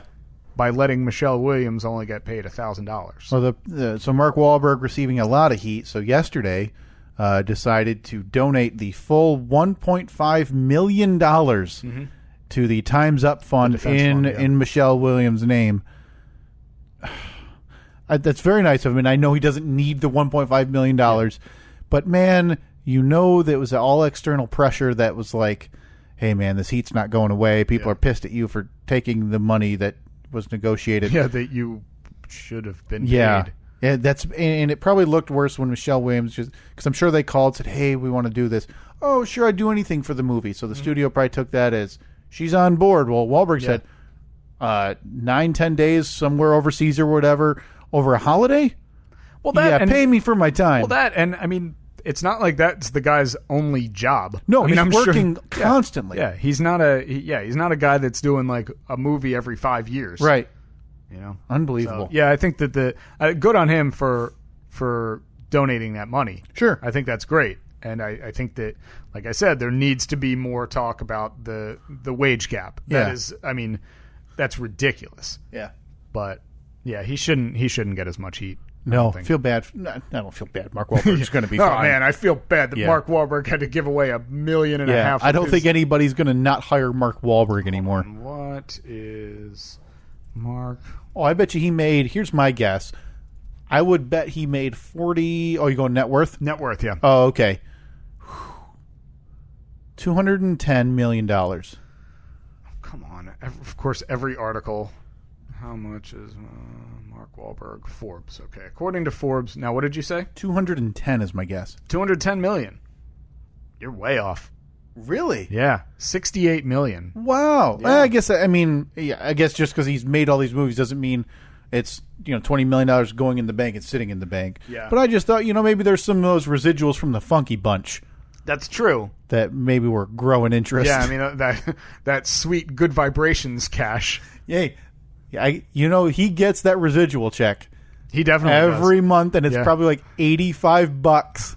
Oh, I bet it's more than that. You think so? Yeah. I bet you there's months where it's higher, or if it gets used in a movie, it's obviously going to spike or something. But I mean, on the regular, 8 months out of the year, it's probably a couple hundred. I don't know. It's got to be. Yeah, he's got to make a decent amount off of it. Can you imagine just getting like an extra $1,500 a year for a song you made in 1992 or whatever it was? And then he actually gets a breakdown like, oh, cool, the Jam Squad on like Power 100 in Tuscaloosa played our song 4 times. Yeah. Well, it turns out that's their Friday song. Right. They play it every Friday. Yeah. Hey guys, Friday morning 7:30. Wake up, wake up, wake up, wake up, wake up. We got Marky Mark at the game. Yo, it's about that time. I hope that happens. Somebody somewhere. has to use Good Vibrations as their Friday song. Hey, everybody want to get your weekend off to a good start? No better start than Good Vibrations. Let's let Marky Mark take it away. All right, it's about that time to break forth the rhythm and the rhyme. Close up shop. Yeah, I feel like all I did was bitch during the beginning of this episode. No, it's funny. It's at this point, it's a running thread about how you have massive issues with any business you try to deal with, Steve. Yeah, sure seems like it. So hopefully by next week, everything will be resolved with my snowplow company. I won't have to bitch about it again for another hour. I can't imagine it will. Seems like bankruptcy court is in the immediate future for it doesn't ProScape. seem like that's going to be remedied for the company. For amateurs robes. Right? Yep, exactly. Okay, well, we'll talk to you next week, but in the meantime, you can download, subscribe, and review the show in iTunes, Google Play, TuneIn, Stitcher, and Libsyn. Oh, special thanks to podcaster Leslie. She was out at the my side gigs live show in Decatur the other day, and had her Steve and Kyle shirt on. We took a picture together. She was fantastic. The whole show, or just you two? No, just us. Okay, because I know the rest of the show has some apprehensions about taking pictures with the shirt. I actually meant to. I was going to get one of the cohorts from that show on the air this morning on our podcast this morning. Oh, really? He requested to be a guest.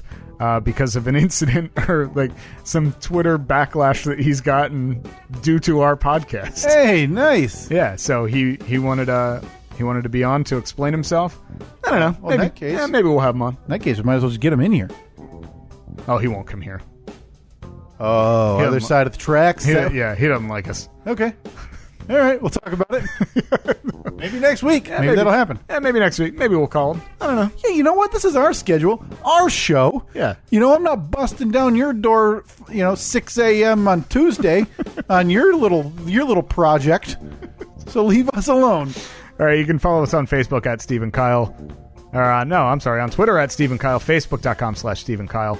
And that Snapchat, still there. Still have that account. Hey. Username Steve and Kyle Pod. We're currently squatting on that username. We definitely are.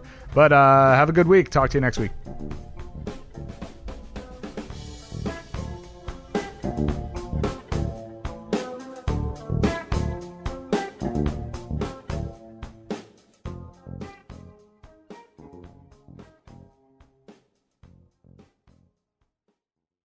You know when you're really stressed or not feeling so great about your life or about yourself? Talking to someone who understands can really help. But who is that person? How do you find them? Where do you even start? Talkspace. Talkspace makes it easy to get the support you need. With Talkspace, you can go online, answer a few questions about your preferences, and be matched with a therapist. And because you'll meet your therapist online, you don't have to take time off work or arrange childcare. You'll meet on your schedule, wherever you feel most at ease. If you're depressed, stressed, struggling with a relationship, or if you want some counseling for you and your partner, or just need a little extra one-on-one support, Talkspace is here for you. Plus, Talkspace works with most major insurers, and most insured members have a $0 copay. No insurance? No problem. Now get $80 off of your first month with promo code SPACE80 when you go to Talkspace.com. Match with a licensed therapist today at Talkspace.com. Save $80 with code SPACE80 at Talkspace.com.